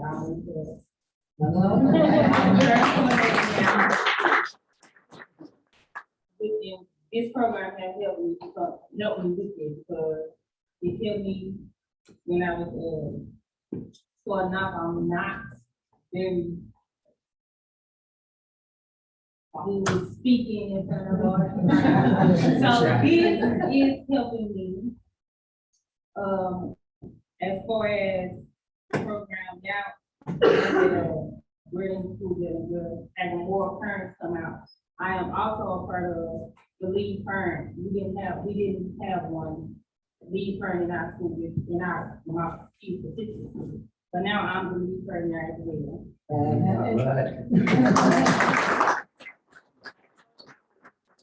In the district, and I really appreciate you all for allowing me to come in and be a part of it. We love you. We love you. Single-handedly revived the Parent-Teacher Association as well. So again, when we're talking about services that have been taken out of our state,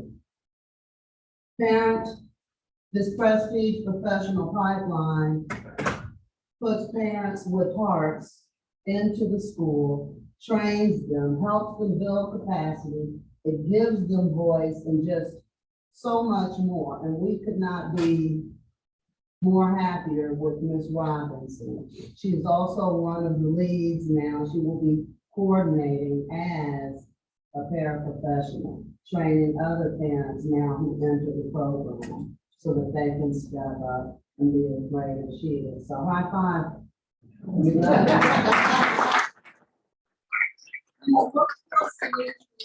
Provide training and it expands the Want to Learn apprenticeship opportunities in Southern Illinois' Metro East area to help address an exacerbated skill we help to address an exacerbated skill educator shortage amid an ongoing public health crisis.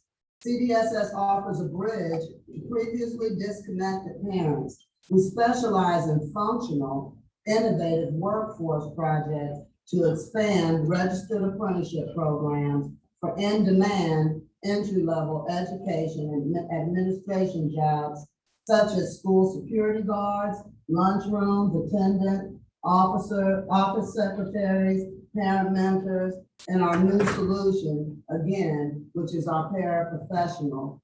And upon completing our pipeline, that parent finds themselves deep within a career. Ms. Cannon, could you come on up now? Come on down, you're the next. Good morning, everyone. I am Carmen Cannon Taylor. I am a mother of 3 educated children. So they know. I am a grandmother of 6 and a great grandmother of 1. I am educated for I was a teacher for 25 years. I found out after the 25th year, that is not what I wanted to do. I became the director of a computer clubhouse. Did that for about 15 years. Realized that is not what I wanted to do. So I am here with the CDS program. I enjoy it. I came in as a parent mentor, and I was in the schools at that time, and I was bringing parents or getting parents. And I think it felt kind of good because I knew the teachers, I knew the administration, I knew the parents, and I knew the kids. So it was like, yeah, this may be what you want to do. So as I came into the program, I took that knowledge that I had and put it to use. I am now a coordinator in the program, and I'm kind of doing the same thing, but I'm going to different schools versus the one school I was at. That's right. I'm going to different schools. I'm bringing parents and grandmothers and aunts and everyone in, because I believe it starts at home. And if it starts at home and you give those kids that encouragement, they take it to school with them. Some of the kids in the schools don't have that family. They don't have the parents to be there to help them out. So with me and the parents that are there that I'm recruiting to come into the schools to help the teachers out, it gives the teacher a side of ease. Yeah. It lets her understand that, okay, I got somebody here to help me out now. They can come in, they can do this report, and I can work with these kids here. We take them into small groups, we work with them, we talk to them, we bring them up to park so they can go on into the classroom and work with the rest of the class. It's a thing where we have to get everybody involved. Get the aunts, the uncles, everybody out there. Bring them in. We have the kids in sports. They enjoy sports. Take the sports, put them into the classroom, and make them be aware of what's going on. So my thing is, it's all about you. You can help out bringing these kids and helping these kids and making them feel welcome in the schools. Some of the schools we go in, it's not a welcoming feeling. With the COVID going on, I know they don't want people just coming into the building, but you have to have some leisure to have parents come in and work with the kids. And that's all I ask, if you just have a little bit of insight, just give them that courage to come in, bring them out, tell them, people sitting at home, they don't have anything, you go up to the schools and help the kids out. And that's what I do. All right, thank you so much. Because that is true, and that is really what we're dealing with, again, is people that are operating just outside society. If we're really talking about equity, we need to find creative and innovative ways, and we believe that that is what we have, to get that parent into the door, to help them build capacity, so that they can support and get their family back on track. And you're right, we do need all of you. Thank you, Ms. Ann. My name is Stephanie Taylor, and I am the CEO of Community Development Sustainable Solutions. I would like to introduce Mr. Siobhan Wilson, who is our program specialist. Mr. Wilson, take it away. Thank you, Ms. Taylor. How you guys doing? You guys have heard testimonies and you guys have heard a lot of research. But I just want to talk about some of the obvious things, overlook some of the problems and some of the issues that we face across the Commonwealth state. We are the region, but we also talk about state. The obvious problem is where a lot of our teachers are feeling some of the folks are undervalued, they don't have help, they're like communication. Our parents feel as though they don't have a voice. They're not communicating with, because they have a lack of relationship with the administrative staff, as well as teachers. And also, just a lot of our parents, they lack confidence in even having their kids because they feel as though they're not educated or part of the system enough to help them. So when we thought about all these problems and we began to look at these problems, we felt as though this would be a perfect design to accommodate the needs in the classroom. And as Ms. Taylor and Ms. Cannon said, this program connects all the points, all of the entities. Because when you look at it now, you bring these parents in, and, first of all, you're the person within these parents, you are. But now you're also telling the teacher that we hear you, we're here to help you. So now these teachers aren't stressed out, they aren't burnt out, and now you get to, regenerate this atmosphere. You create a different energy. Yeah, parents coming in feeling like they're really a part of what's going on a day-to-day basis. Then ultimately, you get a child to actually see their parent, whether the parent, guardian, friend, or just one of the community members, coming in and actually helping with this venture, helping with the struggle. So once again, relationships are built, and think about the discipline.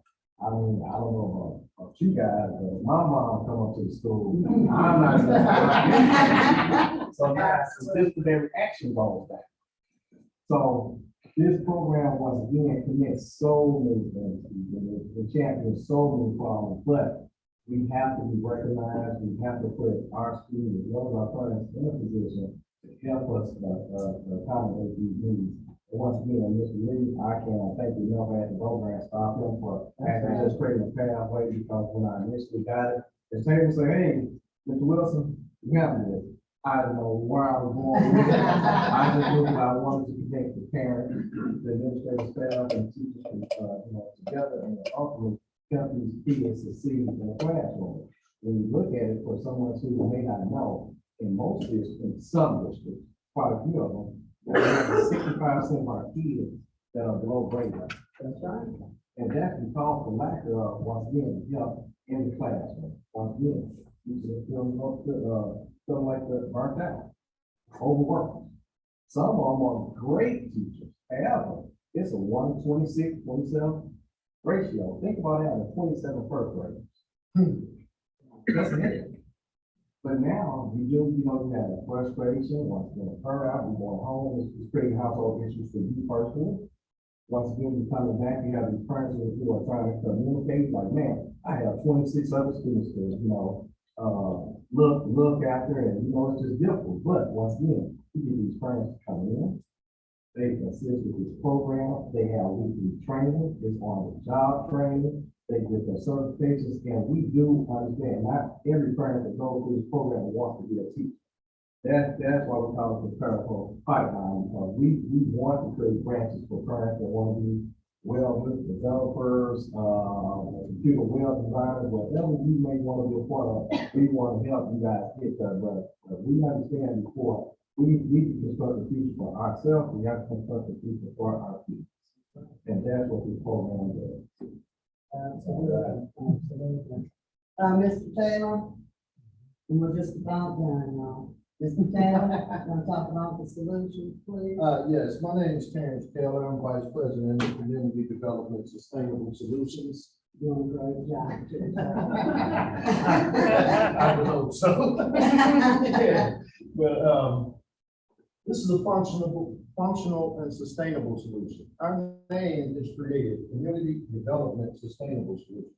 We created the name community as the first word because we looked up the word city.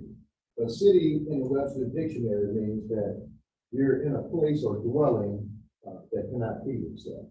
So we wanted to become community because the community came. Development. We knew all around us there was so much development that was needed in our community. So we wanted to be part of that. So development, sustainable. We wanted things that can last, that can sustain themselves, not just a one-stop shop. We wanted to be able to make sure that we sustain whatever we were putting down as a program. Solutions, because solutions or if we identify a problem, we want to make sure that we, be on the forefront of that solution. Okay, now we're closing the gap, and what they're saying is that our apprenticeship program connects teachers, parents, and students, empowering everyone's lives. And we offer some unique features: graduated empowerment, volunteer employment. Our parent to parent pro pipeline produces prestige professionals skilled in classroom management and proficiently fluid in their duties. No other program in the state of Illinois offers those exact same features. Okay, we were actually on the cusp of being a parent professional program around this time last year. Cost savings. We reduce expenses for participating local educating agencies because we provide apprentices who are familiar with the culture of the administration, the staff, teachers. They actually live in the community, reducing the risk of wasted training and resources and employee turnover. Our target audience. Our target audience is grandparents who don't want to retire but love to cook. Veterans who want to spend time with their family and support school activities. Men who want to work in administration and sports. Women that want to teach or be in office support staff. Gen Z. Now, I think I was Generation X, Gen X, I think. So we're moving on to Gen Z now. And that's the 18 to 25-year-olds that may want to explore other pathways to a career other than 4 more years of school. And I think one of the gentlemen over here was speaking on that with his particular son. And it's easy to succeed. Simple and sustainable program designed that gives apprentices graduated opportunities to succeed, allowing you to move at your own pace.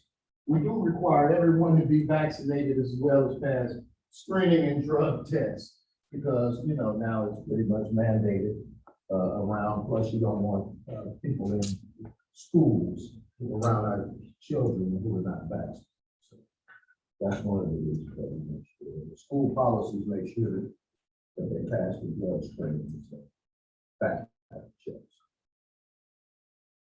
Thank you, Mr. Taylor. You guys can see at the top, we want to start off with speaking about how unique you is.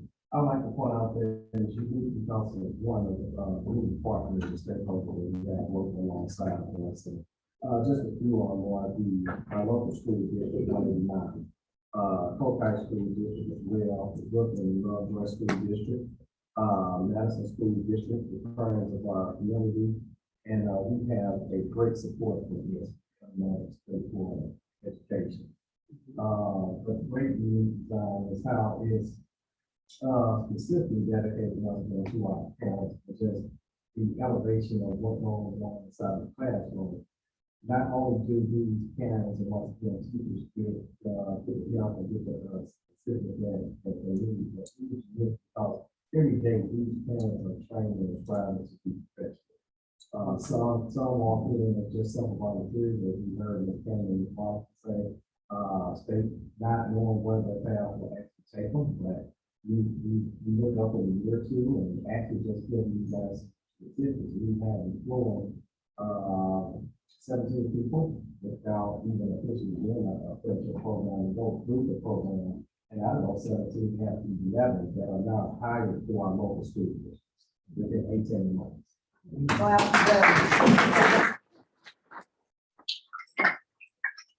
We are one of the first to market this program. Once again, we are mentioning both financial is put ahead by us, but once again, we can great support by today's union and stakeholders. And we were happy to be the first to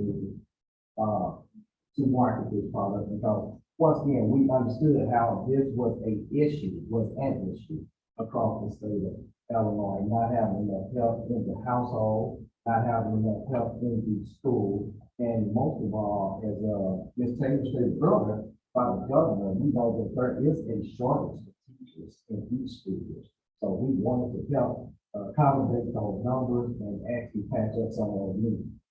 Going back to our cotton jump, yes, this has been tested, before even reaching out to, supporters such as we want to test the waters and we want to see if this program will actually work.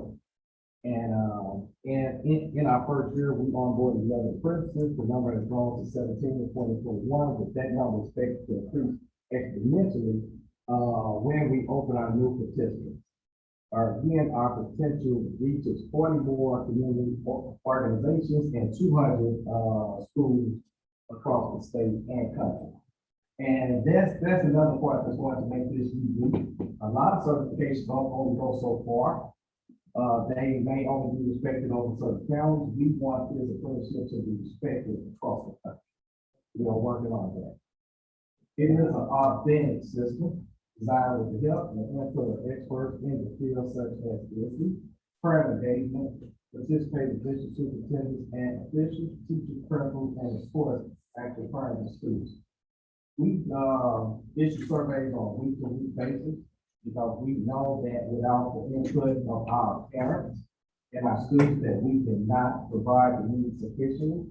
So we do take to heart what our teachers say, what our parents say, and most of all, what our students say. So it is our overall hope with this program to decrease that number from 65 to 70% that are along the line to at least 20. Thank you, guys.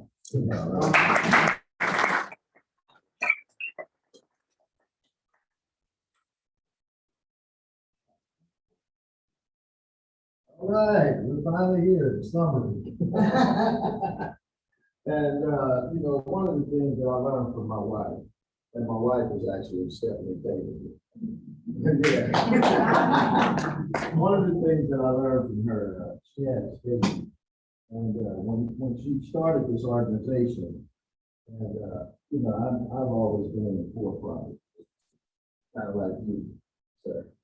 With the food trucks. I was always in the for-profit business. So, and she said, we're going to start a nonprofit. I said, you mean no money?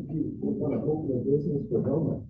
So, but, you know, during the research and, you know, walking the walk with her, I found my calling as well, you know, with this. And her statement was, if your dreams don't scare you, they are not big enough. Okay? So those are words that we live by as an organization now. In summary, at Community Development Sustainable Solutions, we believe in giving 110% by empowering our neighbors and amplifying our collective voices. We can help build back better, which is Joe Biden. Am I correct with that? Yeah, we can help build back better. We help organize and engage underserved, marginalized individuals emerge agile and prepared to enter the workforce.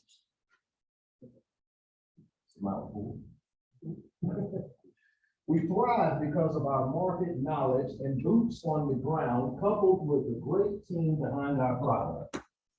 And I do have to say, we started out as 2 individuals, now we're 100 people. So I think we do have some great people behind us. And as our CEO says, who is my lovely wife, efficiencies and true equity will come from proactively transforming how we do business to expand opportunity. CDSS does business to expand equitable opportunities and remove bottlenecks. That's another one. Our prestige professional parent to Terra Pro pipeline answers the call by helping to build the future educational leaders in 2021 and beyond.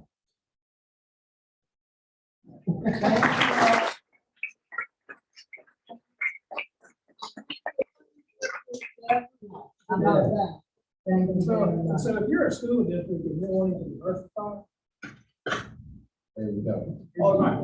Yes, we're actually been asked to move into more rural communities as well.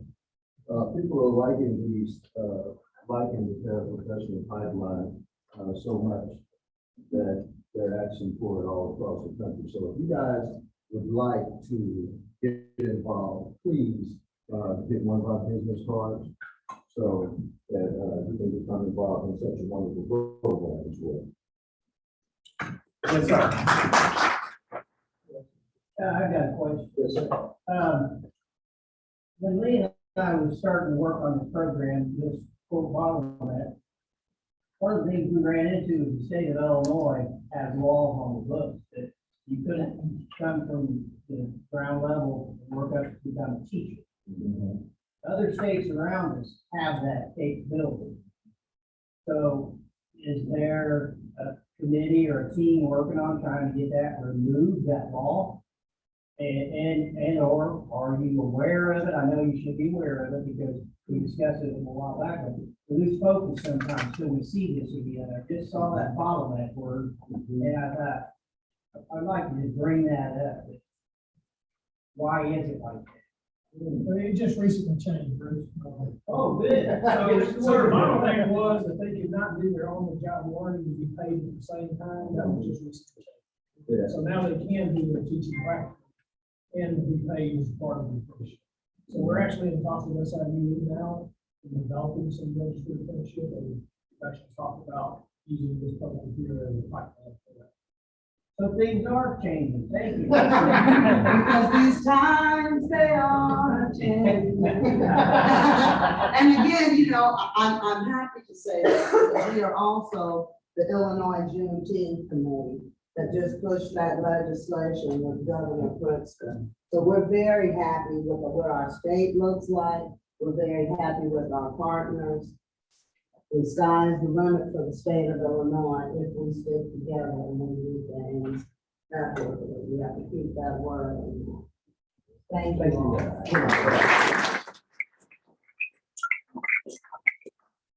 All right, so our next or last presenter is going to be Mac Medical, John Barger, who, come on up.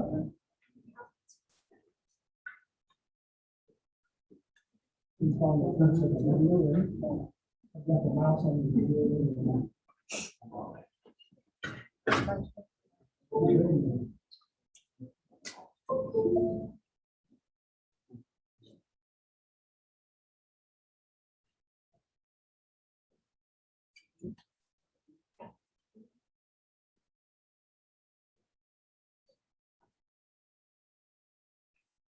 So this is our website, and recently our apprenticeship went live.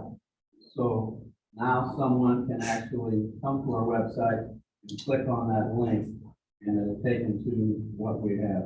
I just wanted to show you before I talk a little bit. This is what we do at Mac Medical.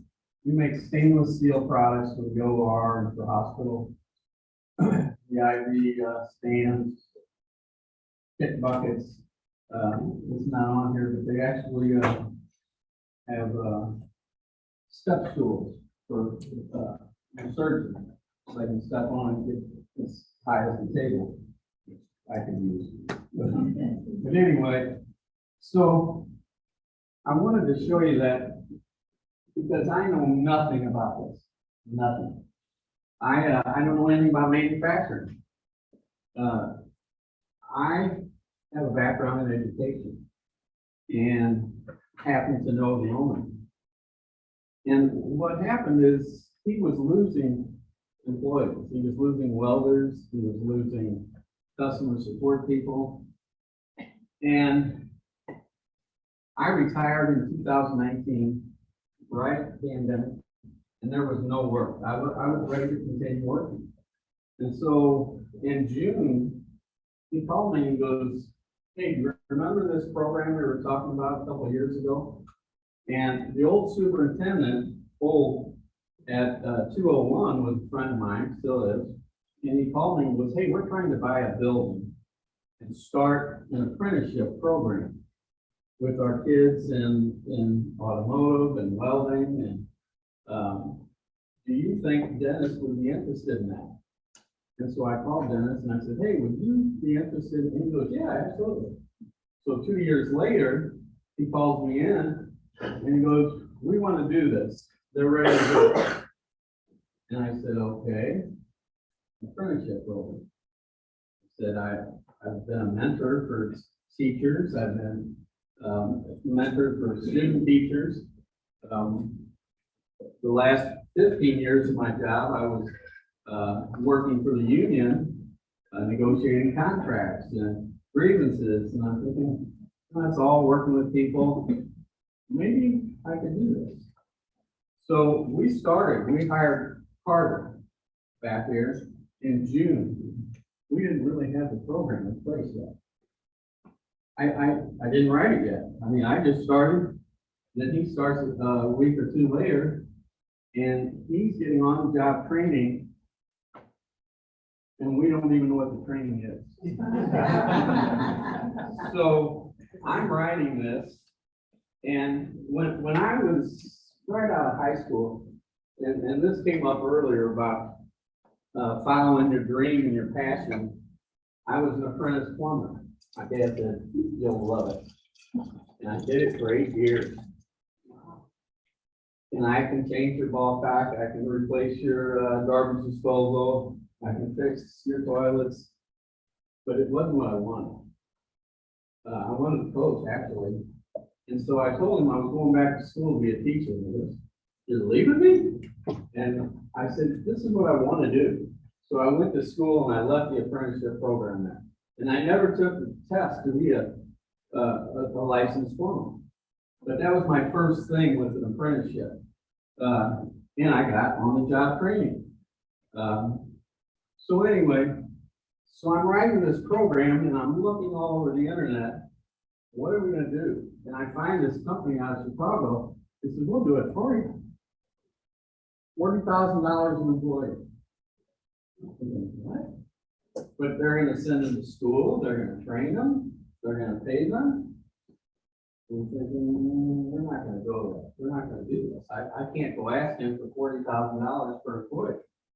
So I keep researching, and I get to the Department of Labor website, Apprenticeship Week. I said, oh, this is interesting.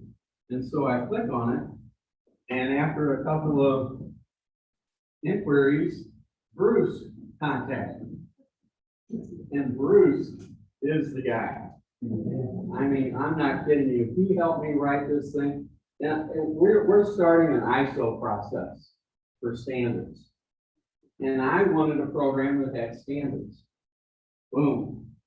Within 2 weeks, we got standards for the training. I mean, to me, this was just going too fast. And before the end of probably October, we have a registered program. It was that easy to get done. So I told 201, I said, can we get anybody else? And here comes Zelda. And the reason I'm bringing these guys up is because I'm going to bring them up. And I'm going to let you ask them some questions about our program. So we got this for TIG welding only. That's with stainless steel. I know nothing about welding. I know nothing about manufacturing, but I know how to teach, even though I don't know how to teach that. So I found our trainer in Tadeo. And Tadeo went to SWIC, learned how to be one of the best we have, and he is now our full-time trainer. We took him off of the production line to work with these 2 apprentices because we're going to try and find 2 more. So in working with this apprentice program, I'm finding from sales, we need somebody in sales. But you want an apprentice in sales? Yes, and marketing, and customer support. Okay, I'm gonna have to call Bruce and see if I can find this position. There's a program through the Department of Labor called Rapids. I'm not exactly, what's it stand for, Bruce? A lot of words. It's a registration apprentice, something program system. Right, so you can go into this system and it'll list all the occupations they have. So this morning I did that and I found sales, customer support, marketing. So we just got to figure out how to put those 3 together, find 3 trainers for this. Engineering is sitting over there. He goes, hey, I want an apprentice. There you go. Okay, well, I know I can find that in the occupation list. So anyway, that's how quick it happened. We started this in June. We have 2 apprentices now. We have a full-time trainer. We have a facility where they can work. And it was that easy. We now have this on our website to go along with our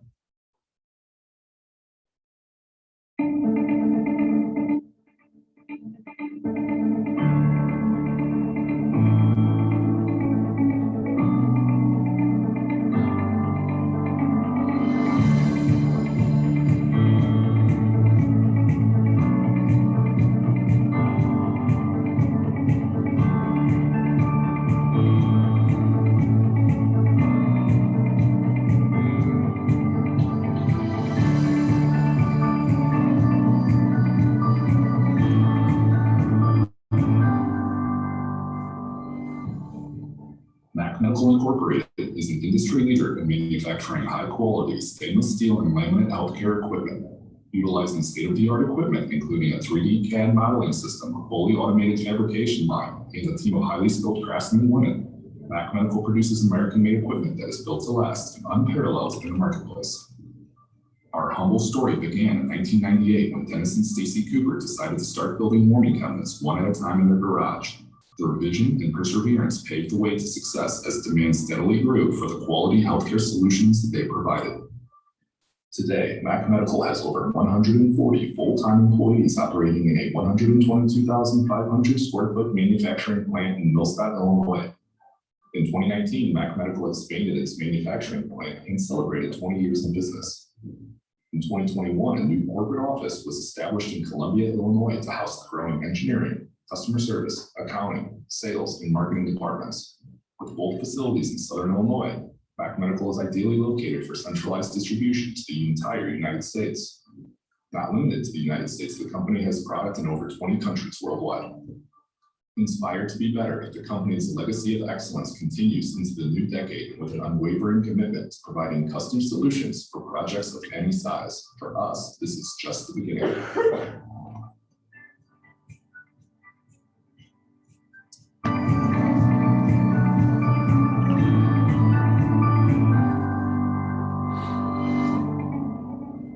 Mac Medical's new apprenticeship program is designed for the next generation of tradesmen and women. Get on-the-job training and learn a valuable trade while getting paid.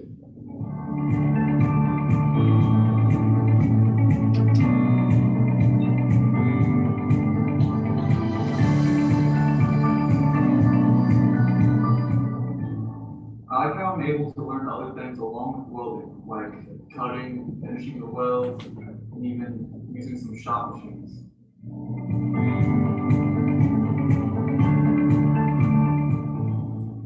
Does it care that I want to pursue my career?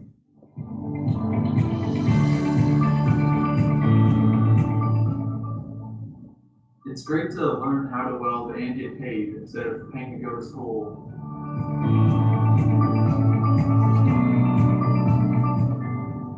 By Mac Medical, having this program is actually helping build the future for the manufacturing industry.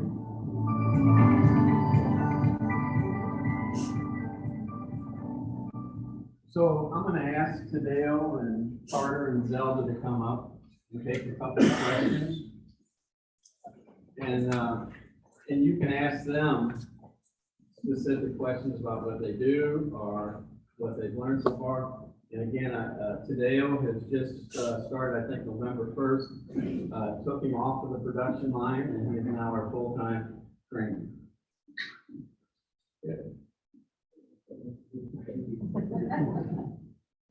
There's questions from Bruce. That question, I'd like to go back to your home slide. Okay. I want to point out a little story. Oh, good. When I'm not taking away from the people that are on the board. When I get your program, I try to find out about you a little bit. So you get Google. I try to find your icon and maybe make that on your standards, so it's personalized. When you get it from me, it's not that way in the whole state. I do it. So when you're getting that, first thing you're seeing is your icon on these standards already. So I hope that touches you or makes you feel like you care, even though we're federal government. But I'm the only agency that don't have a gun or a badge. So your home slide, the one that you had with your stuff, right there, stop right there. I can reach. This touched me this summer. My wife went through cancer and my mother had a surgery. That's the warming cabinets for blankets. Everybody here has probably in some manner used or seen those warming cabinets. When I heard about this company, I was like, dang, that's what you do? Somebody has to do something for this stuff. So that was the company that did it. So when John got a hold of me, it kind of touched me because I was like, that was used this year in my life. And here he's trying to do an apprenticeship. Well, I know how to TIG weld, MIG weld, and a bunch of welding people did that in the service, but I just wanted to point that out. This is something, a product that touches all of us. And now it's hard for them to get apprentices. So I hope this program is, and like you said, John, step by step. So you got all these other things. I see a revision coming in my world. And it's faster to add the occupations than it is to get the program. Right. And to go back to the warming unit, when my niece and Dennis started this, they were in a garage. And he had to take it up to Chicago for ULI testing. And they unplugged his fan, everything melted, all the wires. And so he's an engineer by trade, and he said, I'm gonna fix it all. So he fixed it, and he puts a backup thing in there, so if one goes out, and if the second fan goes out, everything shuts down before it melts. So he has this kind of, he can see this, and so he can see that this would be a good product to sell. He said if he could sell 5 a year, he'd be able to make a living on it. And now he has 140 employees. That's his biggest seller right now is, and he labels them for, I don't know, Skytron, future health concepts, so Logic Whip. So it's the same in every hospital. He makes them and he puts the label on them and somebody else can sell. For 20 years, he never had a salesman. He had a company that would sell hospital products, and they would, that's how Florida Health Group and all these other, so, oh, we need these, so he would slap their label on. So now he has a sales team, now he's international, he's in 20 different countries, and continues to grow. But I wanted you to ask these guys if you have any questions about what they do and what a work day is like now when you're not on the production line. Instead, you're training and teaching. What do you guys do? So we come in the morning around 7 o'clock. We have a designated training area that we go in that he teaches us what we can now practice well and gradually get better every day. I've been with the company for about 10 years now, and I started off at the bottom level, and I worked my way up, and now I became a lead, and now the opportunity to be brought to be the trainer. Since I moved from production manager will still want me to come back to production. I'm paving, their foundation, to do better longer, to do better.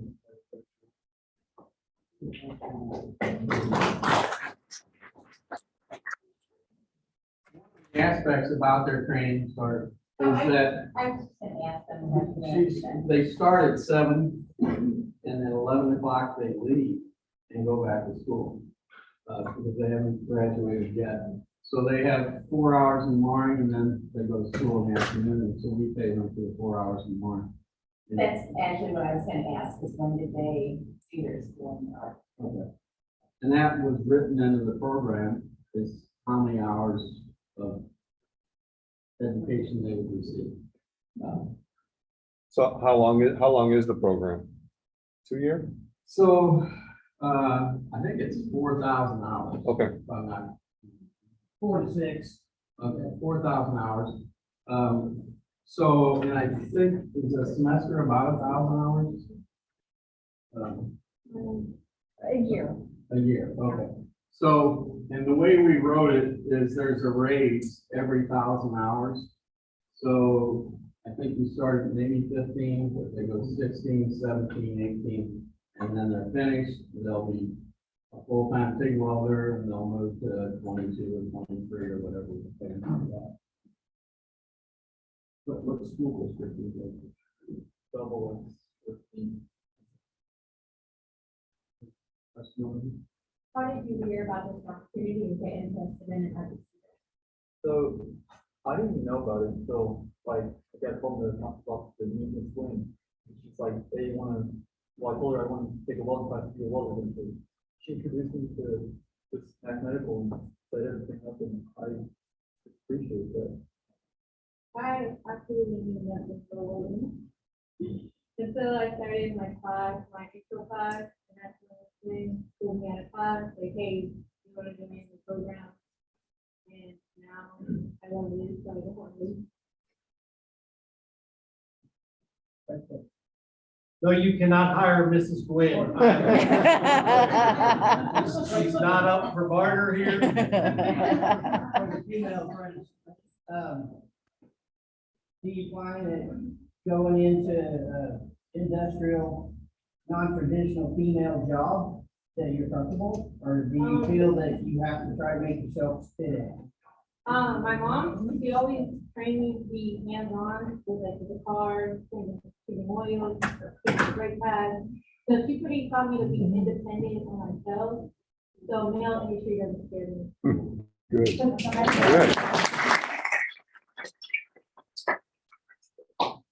Bruce, she actually told me this morning at 7 o'clock. What did you want to do? Continue the program. But she also said she wanted to be an underwater welder.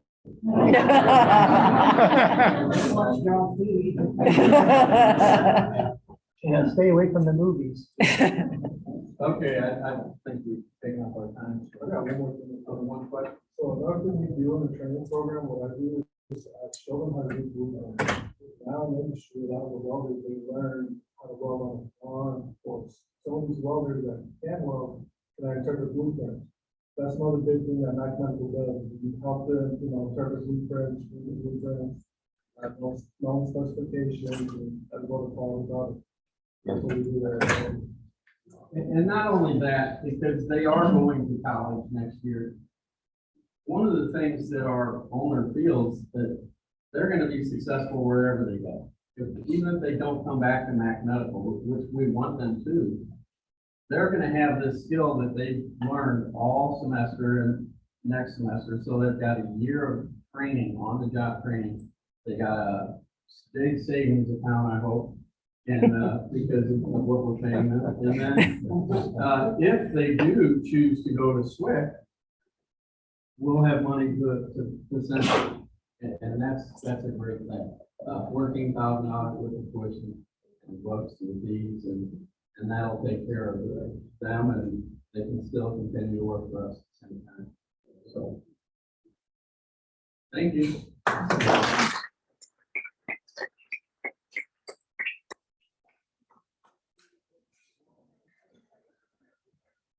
All right, so we're coming to the conclusion. Let's start aviation. Okay, got it. So Amber Kaskaskia, please come up. And talk a little bit about what started aviation.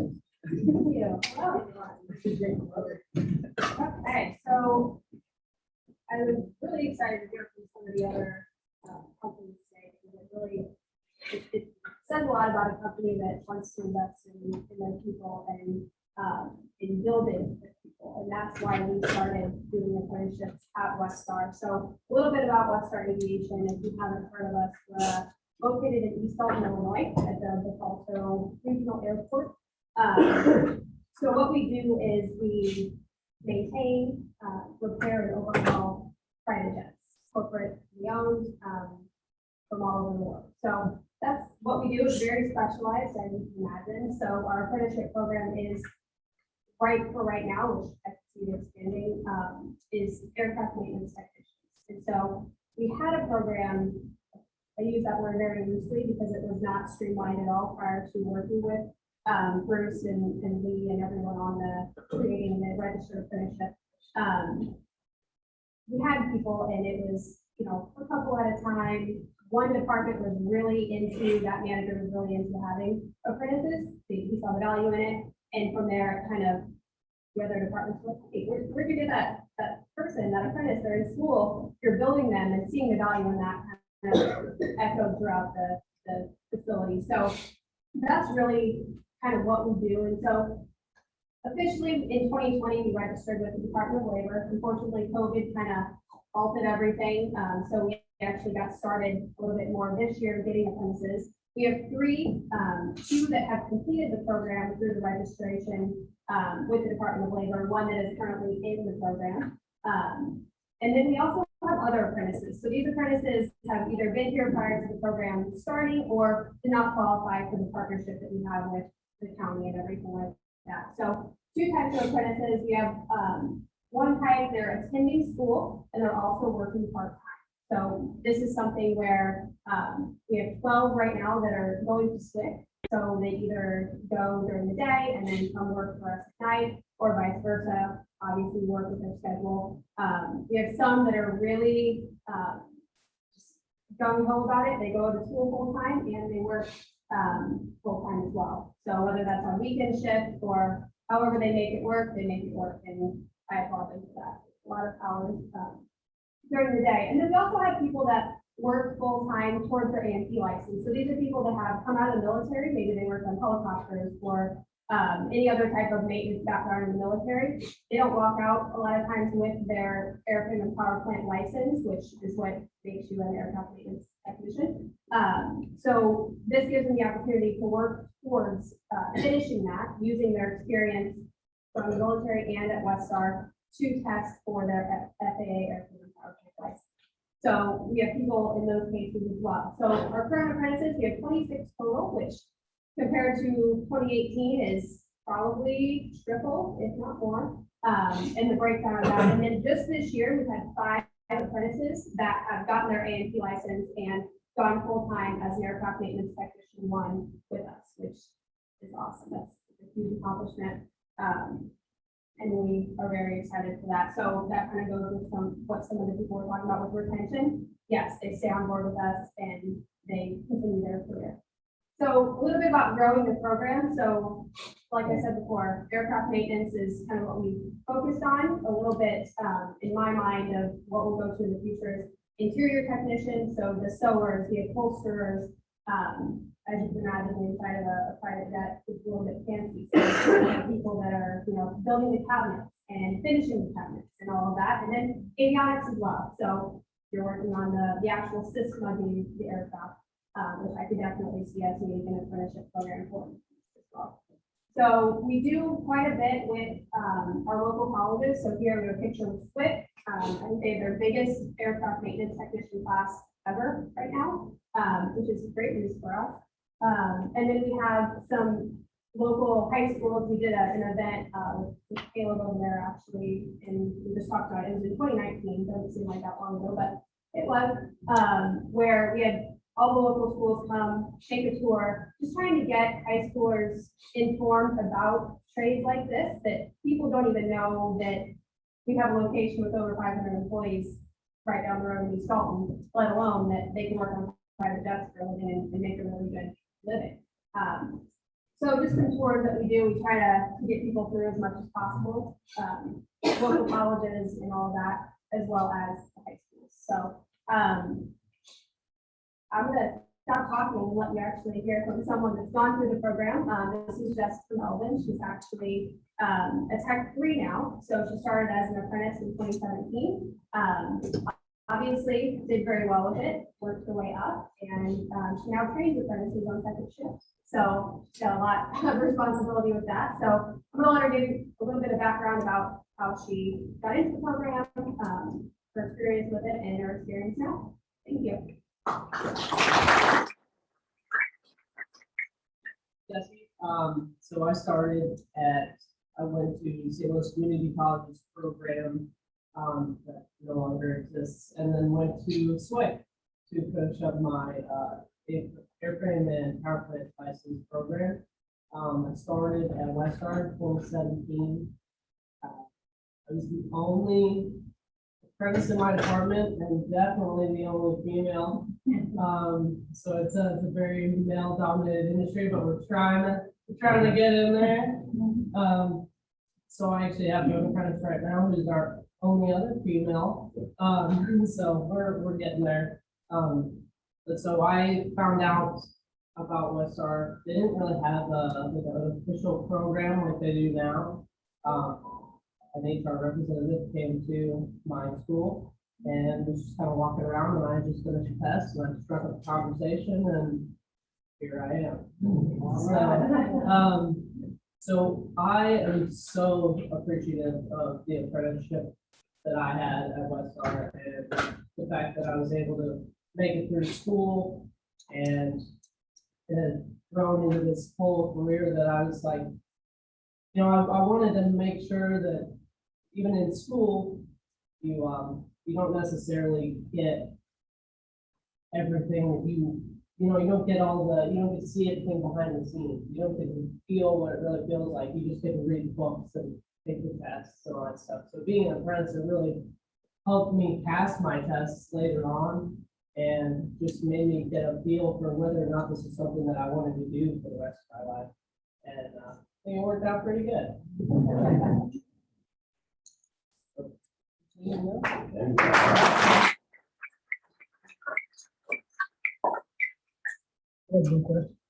Can I ask you a question?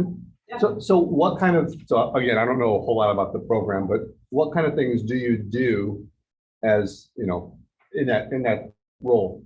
As someone who's training in. Sorry, yeah, no, my fault. Actually, not, before you were trading, what kind of work were you doing? So you start out pretty small, they're not gonna have you putting flight controls on the planes and completely unsupervised and go straight out the gate. Sure. So you kind of start out and we kind of gauge, like, okay, do you have any sort of technical background? Have you ever, can you hang a picture on your wall in your house? Is this something where you have some knowledge of tools and how to use them, or do we have to start from that sort of bottom level and work your way up? And so we work on, learning how to go through the manuals and reading everything and knowing how to do everything properly and safely. And so like with one of my apprentices, we just went through how to take off wheels and brakes and clean off the landing gear axles and then put the brakes back on, put the wheels back on, and do all that kind of stuff. So it's just, you start out really small and you just kind of see where you're at, and we focus on the things that you could need help with, and then we just kind of go from there. Okay, thank you.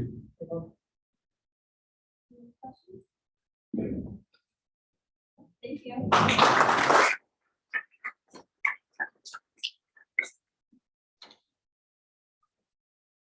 All right, so we've come to the end of our event. What we want to do is allow you to ask any open-ended questions you have any about apprenticeship, businesses we work with, education, fees. Answer any questions. We're really looking to expand what we do, where we do it, how we do it, and we're going to do it. Want to be the apprenticeship program for the state of Illinois for the Midwest. Partnership growth. I appreciate each and every one of you all work with and all